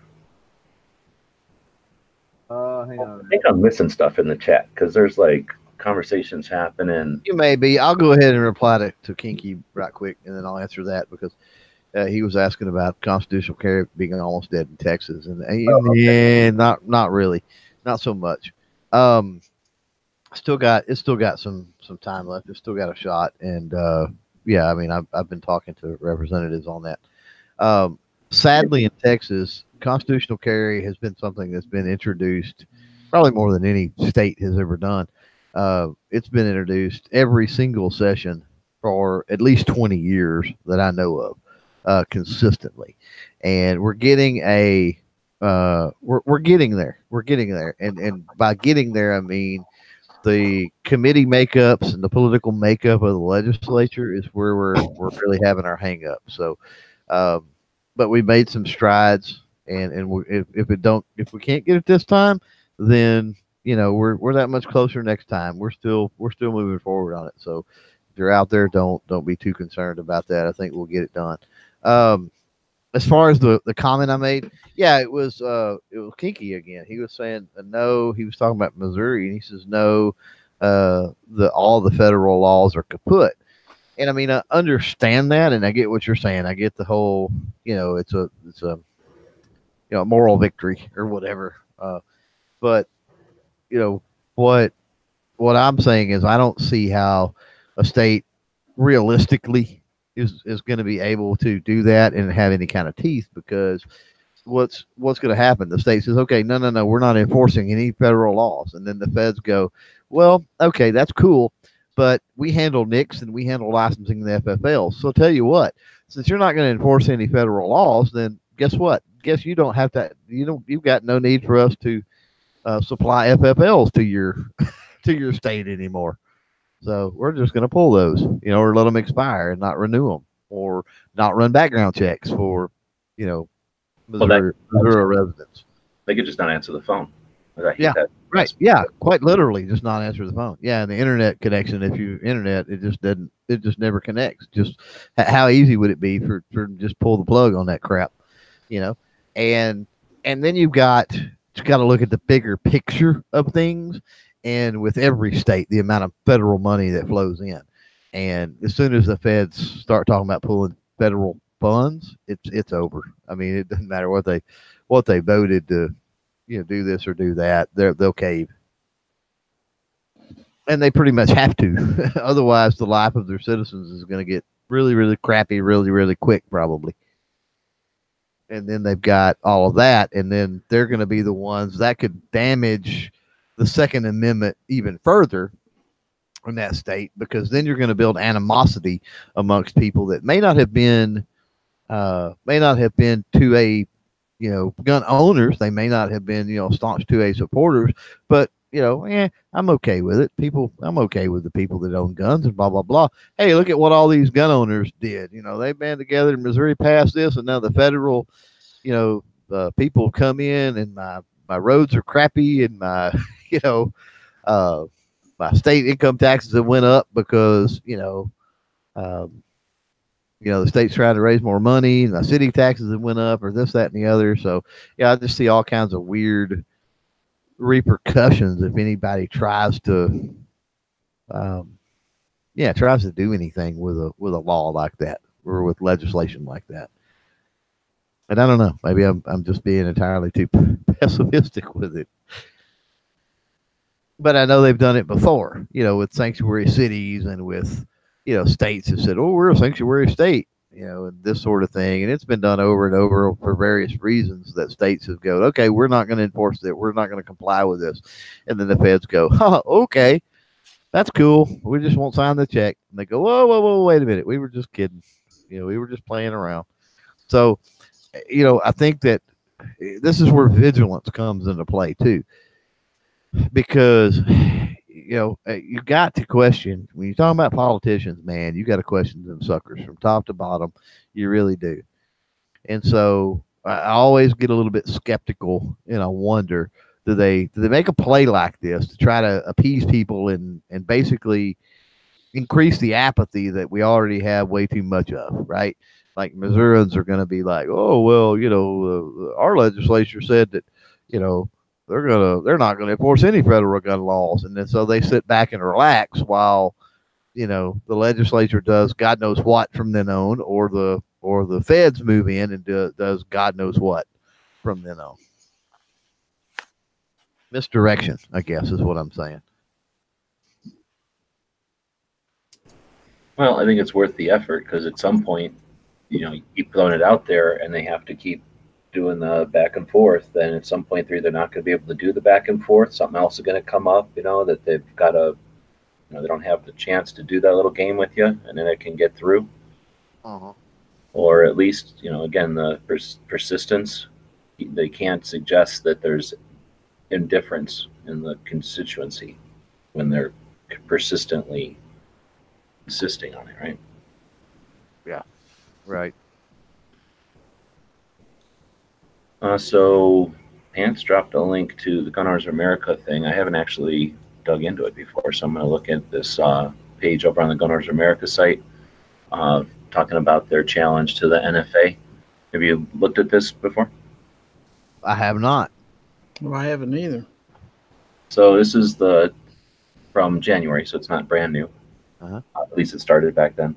Turns out it is this guy from Kansas, and Kansas has a Second Amendment Protection Act, which is a Kansas statute that declares that any suppressor manufactured, possessed, and used within the borders of Kansas is exempt from federal law. Right. This guy, relying on that, bought a suppressor and posted it on Facebook, and the ATF swooped in, it says, and rather than simply requiring Jeremy to re-register, instead they chose to prosecute felony, make an example out of him, and intimidate all who resist federal power. He was indicted, convicted of possessing an unregistered, and now this veteran is a federal felon. So they stood with him, the Gun Owners of America, and what's GOF? Uh-huh. I don't know what GOF is. Gun Owners Foundation, maybe, probably maybe another branch of GOA. It doesn't have a link though. So anyway, they both stood with them, and now it's going to the Supreme Court. They're going to challenge the legitimacy of the NFA. The petition argues that the NFA, as it exists, no longer can be justified as a so-called tax, which is interesting. So I'm loving it. They're gonna, let's see, they're talking about some of their justifications for it. Next, Jeremy's petition challenges the 10th Circuit's absurd holding that the Second Amendment applies only to bearable arms, but not to firearms accessories such as suppressors. Finally, the petition argues that if the Supreme Court continues to uphold the NFA as a tax, then it is allowing Congress to impose a tax on constitutionally protected rights, something which the Supreme Court has long said to be unconstitutional. Oh, crap. That's a good one. Mm-hmm. So prior to the confirmation of Kavanaugh last year, the Supreme Court had refused to hear numerous firearms cases, leading some members of the court to comment on the distressing trend, the treatment of the Second Amendment as a disfavored right. I don't see that. I don't see that as a bad thing. I know there was a lot of griping from us on that, but had they heard stuff with a tilt in the court, then you potentially run the risk of setting a precedent that could screw you for a very long time. For sure, yeah, and yeah, it Well, I'd wasn't. rather them not take it. If the more conservative ones or whatever think that there's that risk for sure. So it says this case provides an appropriate vehicle to address the question of whether a tax on the exercise of a Second Amendment right is permissible. So looking forward to the conclusion of that one, or at least the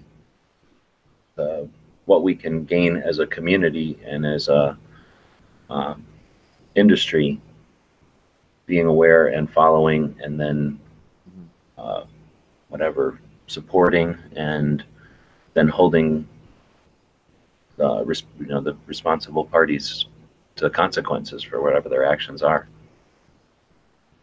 Right. And we'll throw the link out there for everybody. That's interesting. It'd be interesting to see what happens with that. Tread said Gun Owners Foundation. Yeah, that's what I thought. Is that just another piece of the Gun Owners of America?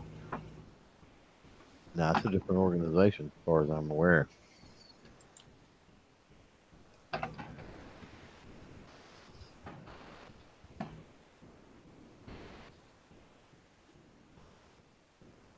All right. It looks like it's part of gunowners.com. So it looks like it's got some branding from gun owners. Looks very similar to the Gun Owners of America, but it says Gun Owners Foundation. Maybe that's a. You think maybe that's some type of a charitable arm that maybe provides the legal counsel or something for GOA? Could be. It says the Gun Owners Foundation exists in order to educate the public about the importance of Second Amendment and to provide legal and expert and support assistance for law-abiding individuals involved in firearms-related cases. Right. It's a 501(c) or C3 charitable, incorporated in Virginia, are fully tax deductible. So yeah, it could be that one of them is a lobbying and this one's education, and those are different tax things. Yeah, no, what I'm reading says. Yeah. GOA uses the GOF to actually pay the guys legal fees and all that. GOF is the research arm for the GOA, according to what I'm reading. Yeah, well, that would be the legal arm, basically, then. It says the law firm of this place serves as legal counsel for the Gun Owners Foundation. The law firm advises, blah, blah, blah. And it talks about a bunch of attorneys. And then it's got the directors of the Gun Owners Foundation are some guy, and Eric Pratt as the vice president. So there's some affiliation here. Lead over, yeah.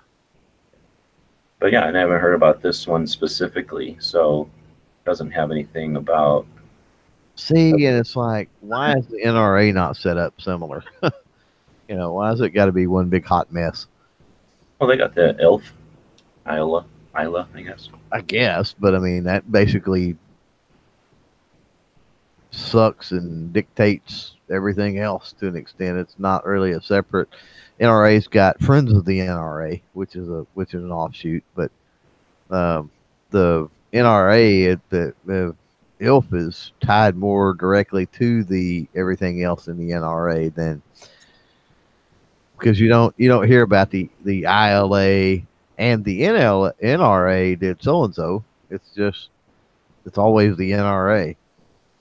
They never make that distinguishment. Even in pro second stuff, they hardly ever make that distinguishment. Just a thought. No, it's true, and it's one of those things. When you get down to it, as conscientious advocates and activists, or whatever we're calling ourselves, it's sort of like magazine and clip. We don't care, and we run around acting like it doesn't matter. Then we're not creating foundational knowledge for people, and everything becomes sloppy. And when they start to define things federally, right, difficult to remind people that there's definitions for things. Yeah.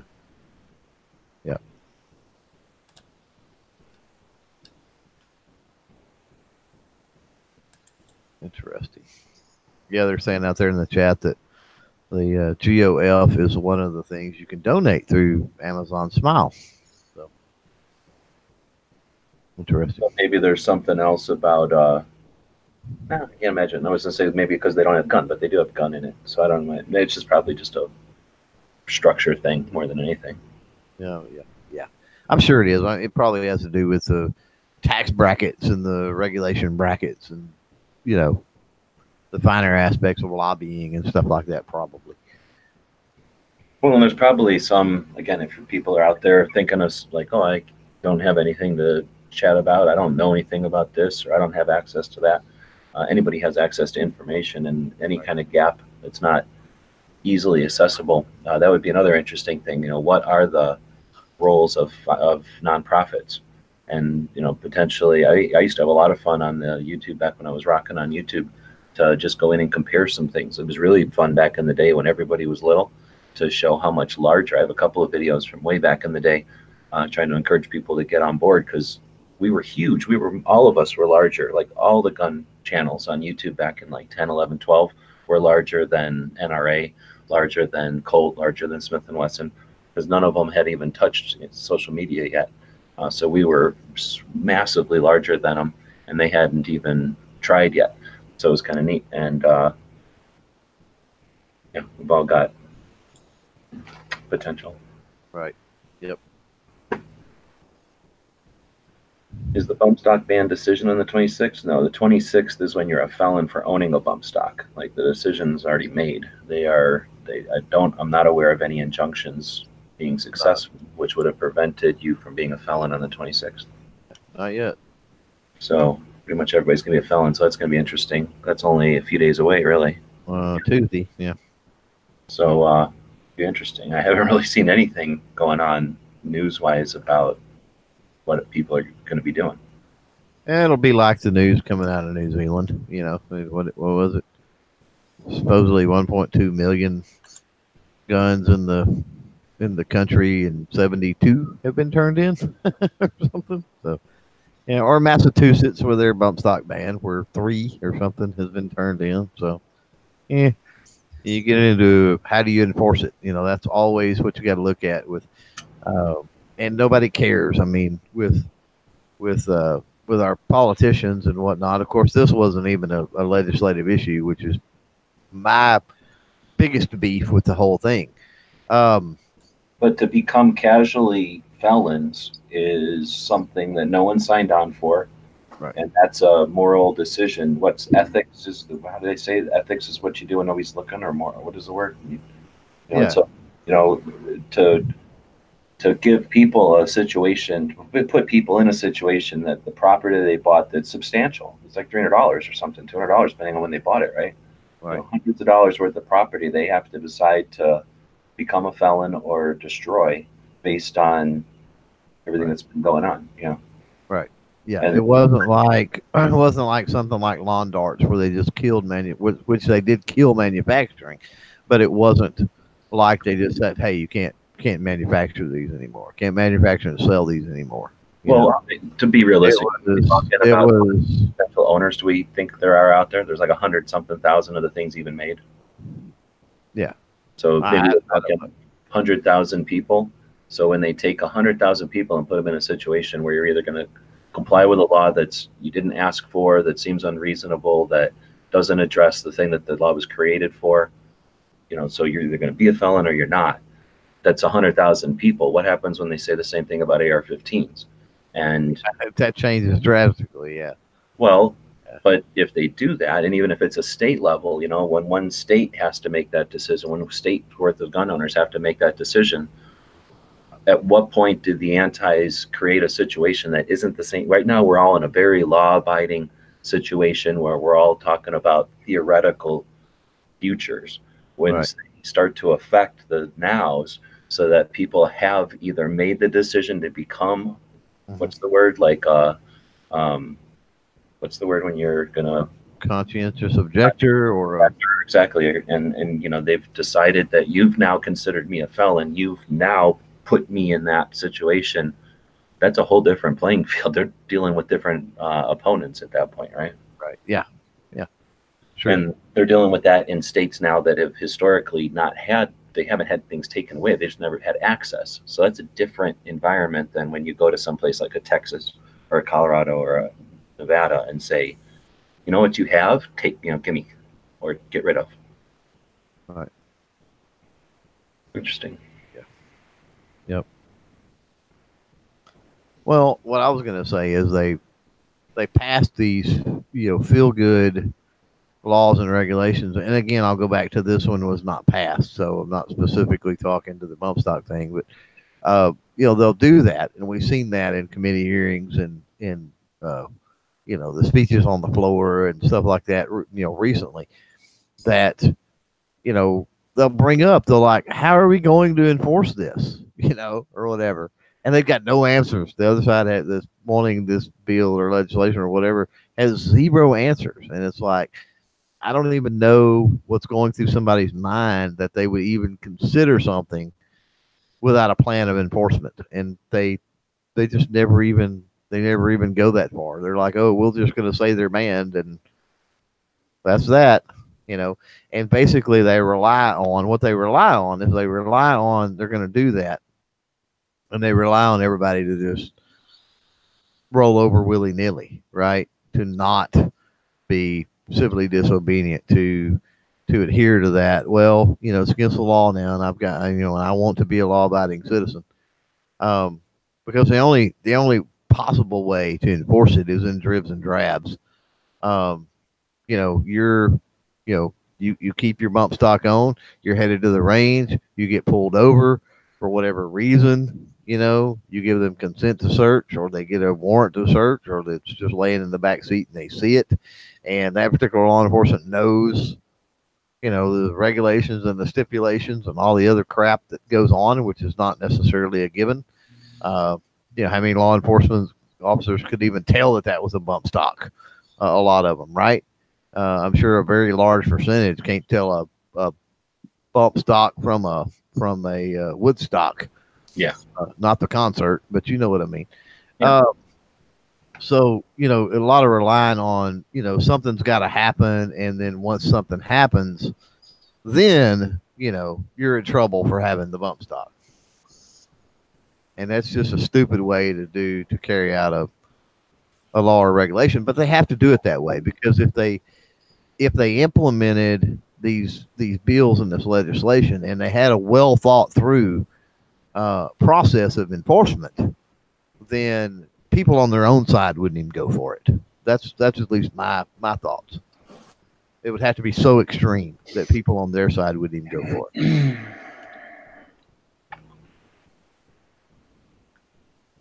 I'm just glad in that scenario that you've got there that there's no possible future of that scenario happening with some sort of function where somebody could just, I don't know, anonymously call in and have your stuff inspected before due process. Right. Or just, call a tip line or something and say, Joe across the street has 3 bump stocks, Oh yeah, they'll have I seen him the other day while I was at his house. Well, I don't know. I mean, how do you prove? And then is it worth the time? That's the other thing. Look at the resources. They're talking about local resources.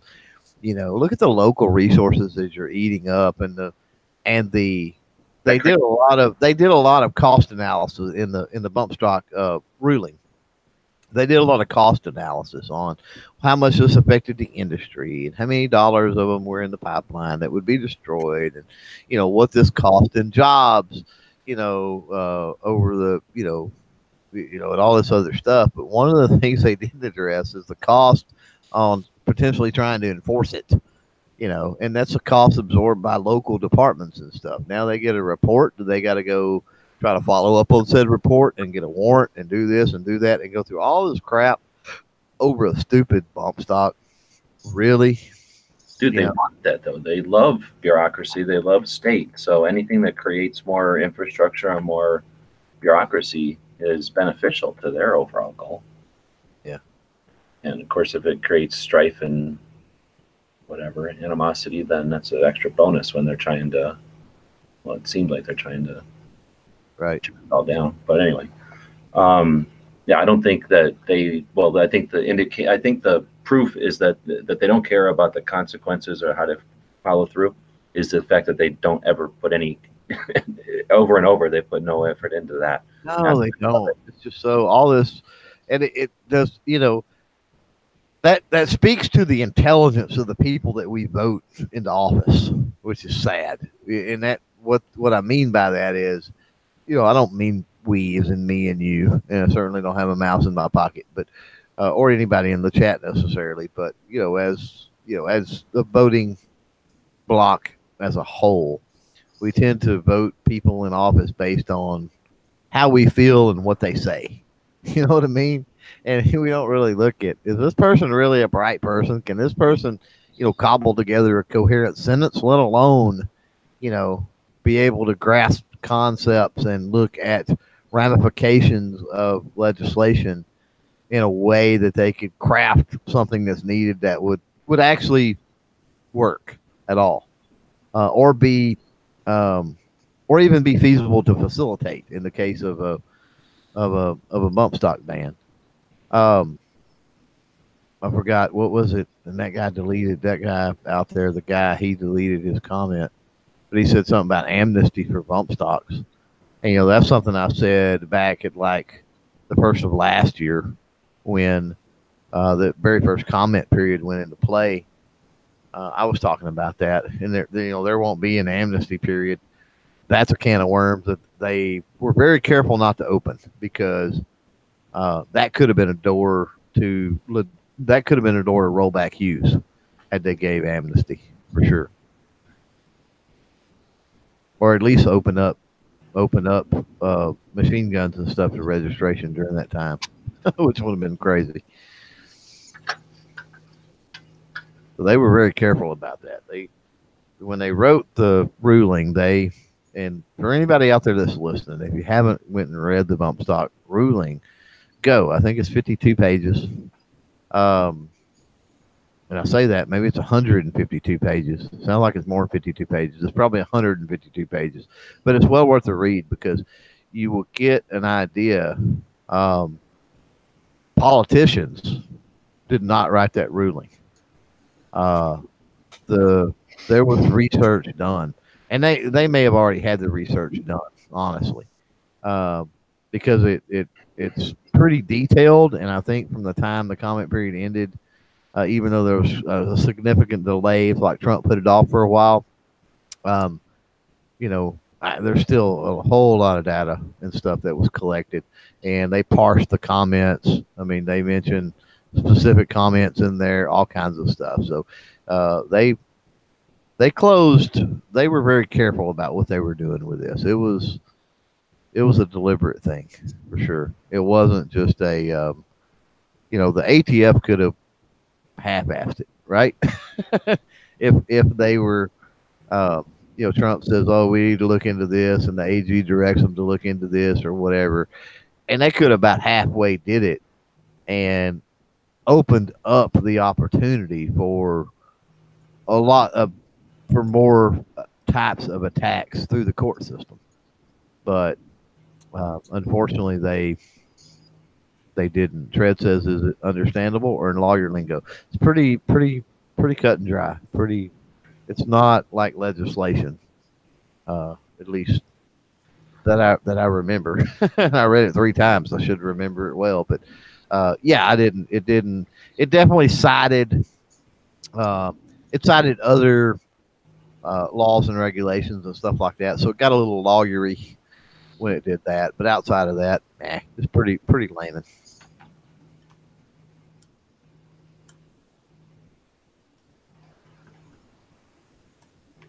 Zeus out there is mentioning the Beautify Texas law, totally non-related. And he's talking about where if you had junk and stuff like that, you needed to put a wall up, right? So people driving down the road couldn't see it.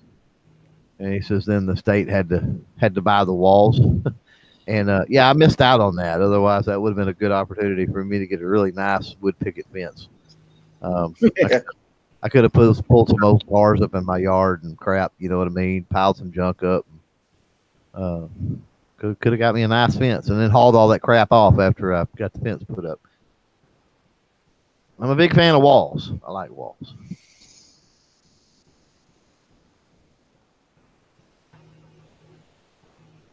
Do Webs fall asleep? No, I'm just reading through the comments, see if anybody's still chatting.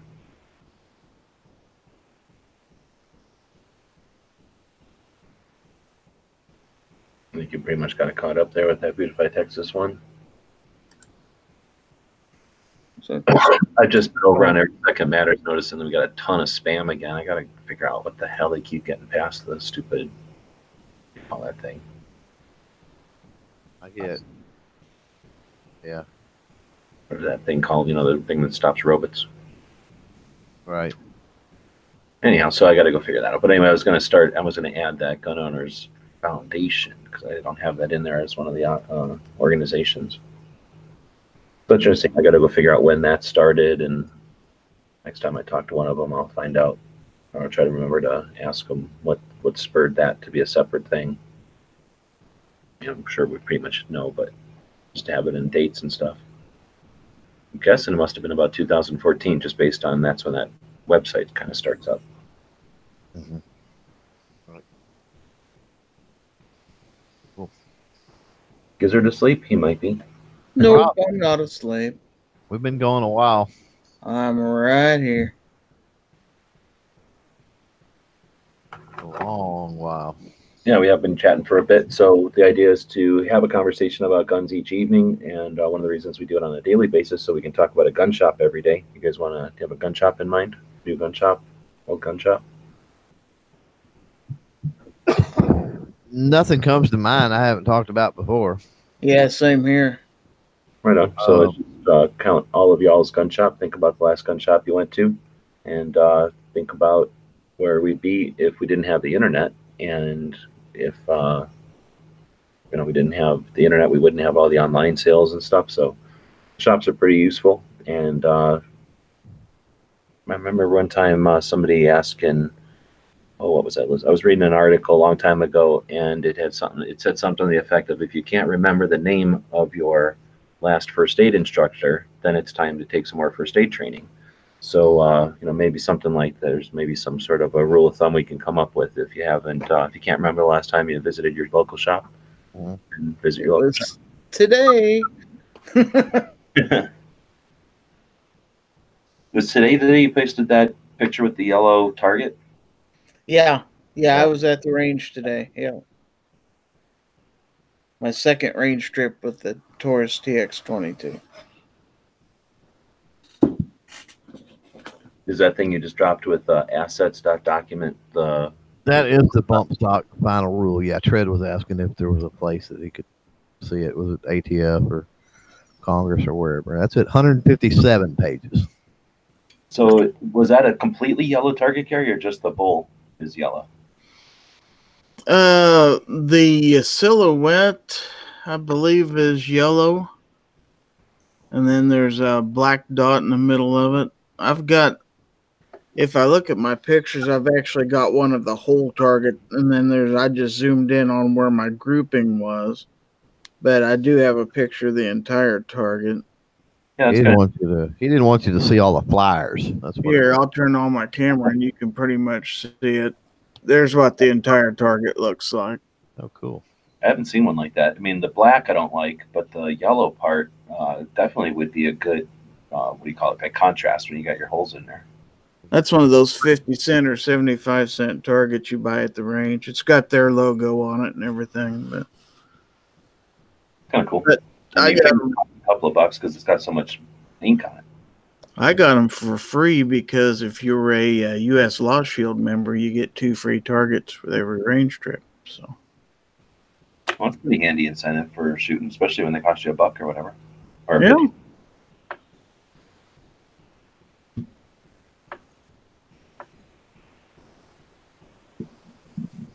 So Clover just typed in here's Flood Life thing. How's your Flood Life thing going? Yeah, how's your Flood Life, Clover? It's all good. It's all good. I enjoy it. I'm enjoying my Flood Life, like my crazy life they talk about, Vida Loca or whatever. I got to figure out the Spanish phrasing for Flood Life, maybe. But yeah, I'm not real sure how that would come out. I don't know. But anyway, it it goes over well. I mean, it's more of a I don't know. That's more of a conversation for social media and on the ground personal conversation and stuff like that. I guess more than anything. I haven't really figured out how to do any type of video series or really play on it any more than I already have. But I've got people thinking with it, and that's kind of the point. Yeah, I think that was it.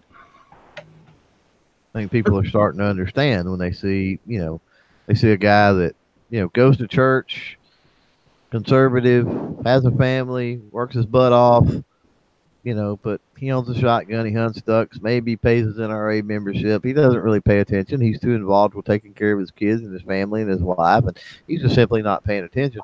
And that's totally different than somebody that is, supporting, or turning a complete blind eye to attacks on the Second Amendment that they know are happening, right? Right. Two totally different situations. So that's the concept behind Bud Light. Well, in Spanish, it's Bud Life if you spell it with the Y, because that's not a word. But if you make it with the I, it's Vida Fud. Vida Fud. I like that. That'll be the next one. And in hashtag Vida Fud. Vida is life then, yeah. And here's Punjabi. You can use hashtag this in Punjabi. I wonder if you could do Vida, but do it with a Y. Vida Fud. Do it with a Y where it's all gangster. VY. Wonder what Vida means, though. Life. Well, VIDA is life, right? Vida, but Vida means something like F your mom, something that would be bad. No, that would be. I don't think you put a Y. I don't think it is. I don't think that's a no, it's not a word. It's not a Spanish word, so you're good to go. So that would just change the spelling. So that'd be kind of cool. Well, it's got the Latin root vita, which is where vitality comes from. That's how. I may take a picture of my blinged out 92 or something that's kind of got that Vato theme to it. I may do a Vita Life post or something. In French, it's VIE. Oh, is it? Mm-hmm. Then c'est la vie. C'est la vie. Such is life. So Gary, they're asking but Ozzy's asking on the gun channel side if you worked on your grip at all. I did, and it caused me to miss all my shots 2 inches to the right. Good. Consistency means that at least it did something. So I had to make adjustments later on to compensate for that. I think I was overdoing it with the thumb a little bit, so I had to rotate around and adjust until I got it right again. But it took a while. We were doing about the least effective type of like coaching or whatever, but I noticed Gary was like just hanging his finger, and I was like, oh, here, I was going to tell him like not to hang your finger, but that by itself would be pointless. So I tried to show him, the grip that I do when I'm shooting, describe it, I guess. We were on I think it was off air, right? And we were kind of talking about it or whatever, and then again, that's like somebody telling you like how to hold a golf club, but then you go out and play golf. It's totally different than the conversation about how to actually hold it. So anyway, if you have an actual shooting instructor there, they can, I'm sure, work on all the other parts that are whatever the 2 inches to the left are adding up to. Well, I recorded part of it, so I'll be putting another video out tomorrow, and you can take a look and see if I've improved any or not. Right on. But I had a good time. And put quite a few rounds downrange. 263 to be exact.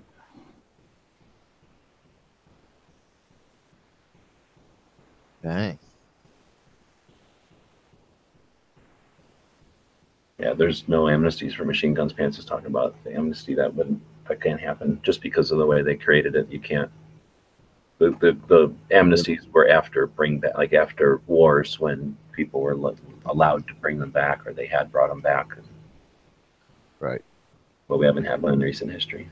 Yeah, Hughes kind of did away with all the amnesty stuff.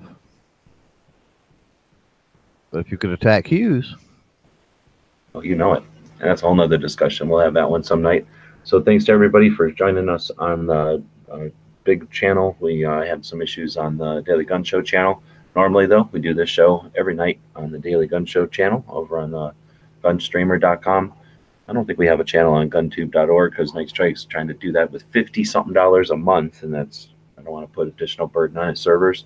But we'll eventually have our stuff on guntube.org, and then of course everything is simulcast over on gunchannels.com. Thanks to Clover and Gary for jumping in. In just a few hours, you can hang out with Gary on Foul Territory, and even fewer hours, depending on where you are. Well, a couple of 6 hours, depending on where you are, maybe. Clover's Friday shows will pop up on your various platforms. And yeah, today, whatever it is Free Patch Friday. I'll be adding some stuff over to the store. And you guys have anything else before we head out? I didn't get a chance earlier with what was going on my show, but yeah, I've got the Ranger Eye patches are in. So snap. Yeah, did you have those on the site yet? Yeah, they're over on the website now. So go snag some, help out. I need a little bit of money, man. Or yeah, we got Tulsa coming up, obviously, and NRA. So buy a few patches, get in on those maybe, and help out. And you just go over to your store, and then, or you go over to your clovertac.com, and then click on. We'll scroll down to Swag Store, and there. I think it's on the very first page of the Swag Store. First page, but why am I not seeing the Swag Store? Jump over here, jump over here, jump over here. There. Swag Store is a link. Oh, here. I was looking for one of these, I guess. So I can't see what you're saying. Oh, I see you now. Yeah. I was all that. I'm gonna put it in that carousel. Okay. But I just hadn't yet. The carousel's only got a few items, but yeah, I think it's the bottom of the first page. Yep, there they are. Boom. Right on. So I'll throw a link out there. Anybody wants to grab a thing that's $10 shipped? Yeah, that's shipped. Bubble envelope. Blah blah blah blah blah. And just like G-Webs on gear websites, you know, the more you get, the more you get. So you're gonna get extra stuff. You know, people don't think about the shipping. You know, shipping's always crazy because you know you got to figure $3, right? Time you buy the envelope, you got the postage, and you're gonna eat up $3 easy on the shipping to make sure it gets there all right. So, you know, to offset that, I'll throw other stuff in there. Even if you just buy one patch, I'll throw other stuff in there. And if you buy more stuff, well, then you get more stuff. So. It's cool. I'm not fancy. I'm not fancy like you, G-Webs. I don't have a special day. Well, anyway. So but the $3 ends up being 3 to 4 ounces, basically over up to 4 ounces for the same price, really. Yeah. So yeah, if somebody buys something, especially when they buy 2 things, like you say, you've got to factor shipping for each item. So when they buy 2 things, there's a little bit extra. There's the shipping is now incorporated, so there's more. You're supporting the project even more than just buying one item, and now you've got 2 patches, which might come out to an ounce if you're lucky, like not even, and you got 2 ounces of just nothing that the post office is profiting on. So right. Yeah, we've got stuff that stickers. I try to throw brochures of the various places we visited. I don't know, stuff from like the gun shows and things, SHOT Show. So yeah, we throw things in there so you can be part of the adventures and, you know, see some of the stuff or have some of the stuff because we got, like I say, 2 ounces to play with in those envelopes. So we got space and weight. Yeah. Yeah, and that's what, you know, actually you're the one. I mean, I really wasn't doing much merchandise. And you kind of inspired that a little bit that, you know, that's what's cool is, you know, we pick up a lot of swag and a lot of these other cool little knick-knack things here and there. And so it's literally, I mean, with that, you just offer a better value. And for the person who gets it, you know, yeah, okay, they buy a patch, but they never really know what else is going to be in there. So it's always cool. I know for me, it's always when I'm buying from the gear website store, it's always cool because, you know, yeah, okay, I know I bought 2 patches, but I have no clue what else is going to be in there. So it's always fun to open, you know. It's just a cool experience. It's like Christmas morning, and it's neat when you can duplicate that feeling. Yeah, hopefully it's a little fun. Yeah, exactly. And like you say, it's still supporting everybody because, you know, whatever, we throw something in there and it's worth $4, and you know we got $6 extra for shipping, so we're still making $2. Everybody's still winning. Sure. All right, so appreciate everybody joining us on back and forth with the channels tonight. And let's see what we got coming up. It says you're out of the 762. Which would you see? We're talking the 762 oval. If I'm actually, I think I'm pretty much out of those. He's gonna go check his backstop. Yeah, there's two. So if it says we're out, I do have two. So let me Yeah, I always set my inventories where I've got usually one or two if it says it's out, just in case. At least because I do stuff on eBay, so it'll take stuff that's available as an item on the store, and if there's 6 of them, let's say, it'll put 2 on eBay automatically, I think. Oh, cool. But I'm worried that it does the same thing if there's 1 in the store, and if it, I just always worried that it somehow, like I say, you got to have a buffer or whatever. So I'm going to go look at the. Oh, he's talking about the spam cans. Yeah, those are the spam cans are rock, man. Definitely. I think I've got all the spam cans at this point. They're cool. Okay, so the spam cans. That's a little different. So we've done spam cams since the beginning. That was one of the first things I wanted to do. Is my designs are typically not in your face. This is a gun thing, unless it's a picture of a gun, I guess. Then they kind of are. But the spam cans and some of the other things are. Oh, it's a gun thing if you know guns. If you know what a spam can is, you know what that is. But most people are going to look at that and I don't know what they think it is. Maybe some kind of a shipping label or some kind of a crate or something, maybe. Yeah, maybe some kind of shipping thing, but I don't think it screams gun. Anyway, so I thought that was a neat way to indicate. And then when we're talking having a bunch of AKs laying around, you might have a bunch of mags in a pouch or something. And are those 7.62 or are those 5.45? So it was basically an indicator. So we did them in a little bit different colors and then with the calibers on them so that if you were loading out your gear, they could be morale patches, I guess, but more also indicators of what caliber is in that gear. Maybe if you had a bag or something, you could denote this is my 7.62 bag versus, those other patches are my 5.56 gear. So that's where we started with the ammo cans. And I just took some ammo cans that I had here and just duplicated them.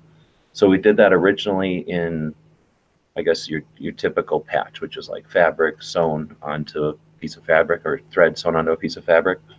And the detail and everything was fine. But when we tried to do the next run, I think it was with the same place. They just weren't able to get the detail we wanted in the patch.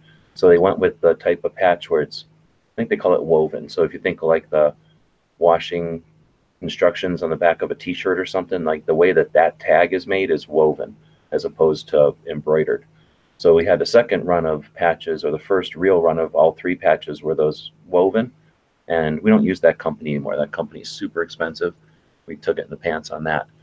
So we moved to PVC with the next incarnation of those same designs. And that's the PVC sets. Most of those are dwindling in quantity at this point. And then just in the last patch batch last year, we did the new Chinese spam can. So that's where we're at with the spam cans. We've done runs of each of them and they're dwindling. So we're probably going to try to do some sort of a Kalashnikov themed batch going forward. And I don't know if I'm going to do it this year or next year. So that's a long ass answer to when we're going to get more 7.62 by 39s. We will restock, but I just don't know where to put it in the priorities when, again, we have 2020 coming up, and I kind of like to keep our rights and then worrying about being happy about our calibers. Well, I've got 2 questions. How many spam cans overall have you done as far as patches? Well, like I said, we've done a 7.62 or we did a 5.45 first. So then we've done 3 5.45s. The first one, a second one, and then a third one in PVC. We've done 3 of the 7.62 by 39s, 1 in the woven, 1 in PVC, and then a Chinese version in PVC. And then we've done 2 7.62 by 54Rs. So I've done 6, 7, 8 spam cans so far. Right. We're not done. I mean, I've got more spam cans to do because we're only barely covered calibers. We haven't even started talking about countries or time frames or anything. I barely started with the Chinese spam can, which is a different type of spam can, the anodized tin with the green solvent or sealant on it. So that one's a little different. And then, you got there's lots of different countries of spam cans that are unique or different. Right. And the I don't have the 54R apparently. I don't Yeah, those were probably almost out by the time you even started getting into patches. Those went quick. It's the Mosin Nagants. So those were the Mosin Nagant people really grabbed the right. 54 hours. No, and my second question is, have you thought about with the spam cans doing a like a patch that's like the size of a cartridge? Oh, like a single round. I thought you were like, you mean round? I'm like, oh, Yeah, okay. like a single round that goes with the. Yeah, you could sell. Of course, I thought about it, but the problem with them is a single one is too small. It becomes, it's like a Ranger eye. You end up paying like as much as a giant patch because they have to put as much work into making the tiny one. It seems backwards, but it's goofy. And then it would just be such a small patch. I don't know if people would even go for it. And then to do like a stripper clip or something with them would Something be like a stripper clip of 10, though. That makes more sense, especially with AK stuff, because there's 20 round stripper clips with AKs. And, making one of those life size wouldn't be much bigger than every second matters patch. There's been a couple of people that have done those. And again, it's a neat thing, but I can't see people beating down the door for it. So that'll probably be future playing around. And I think even if you did one stripper clip, just did one, didn't do different calibers, just maybe did one. I think that would be a good pairing for those that have all the spam cans to have that on the panel as well. I don't want to get too much into my strategies and in my I got you. Yeah. But I do have plenty. Yeah, when you got the process down, then it's just a matter of having to bite your lip sometimes, waiting to create some of them, because there's a whole bunch that are in the spam can, let's say folder or whatever, waiting to happen. Nice, very nice. There's stuff to look forward to. Yeah, I'm hoping that what we can end up doing though is in 19, establish some procedures and some processes that we can use to, as new people come on board, they're welcomed, and find the areas that we might be missing stuff. We all work together and we secure not only our freedoms, but we start to remove some of the infringements that we've existed with for a while. And in that time, talk about the industry and the community flourishing. Like we'll actually have valid recreational uses and investment. We'll have the time to spend on talking about just investment and collectible stuff again. Well, I should say again, but I guess again. But instead of having to decide to do that, instead of awareness, hopefully the awareness that we'll do in the next couple of years will give us some time to spend back on looking at why we like these guns so much.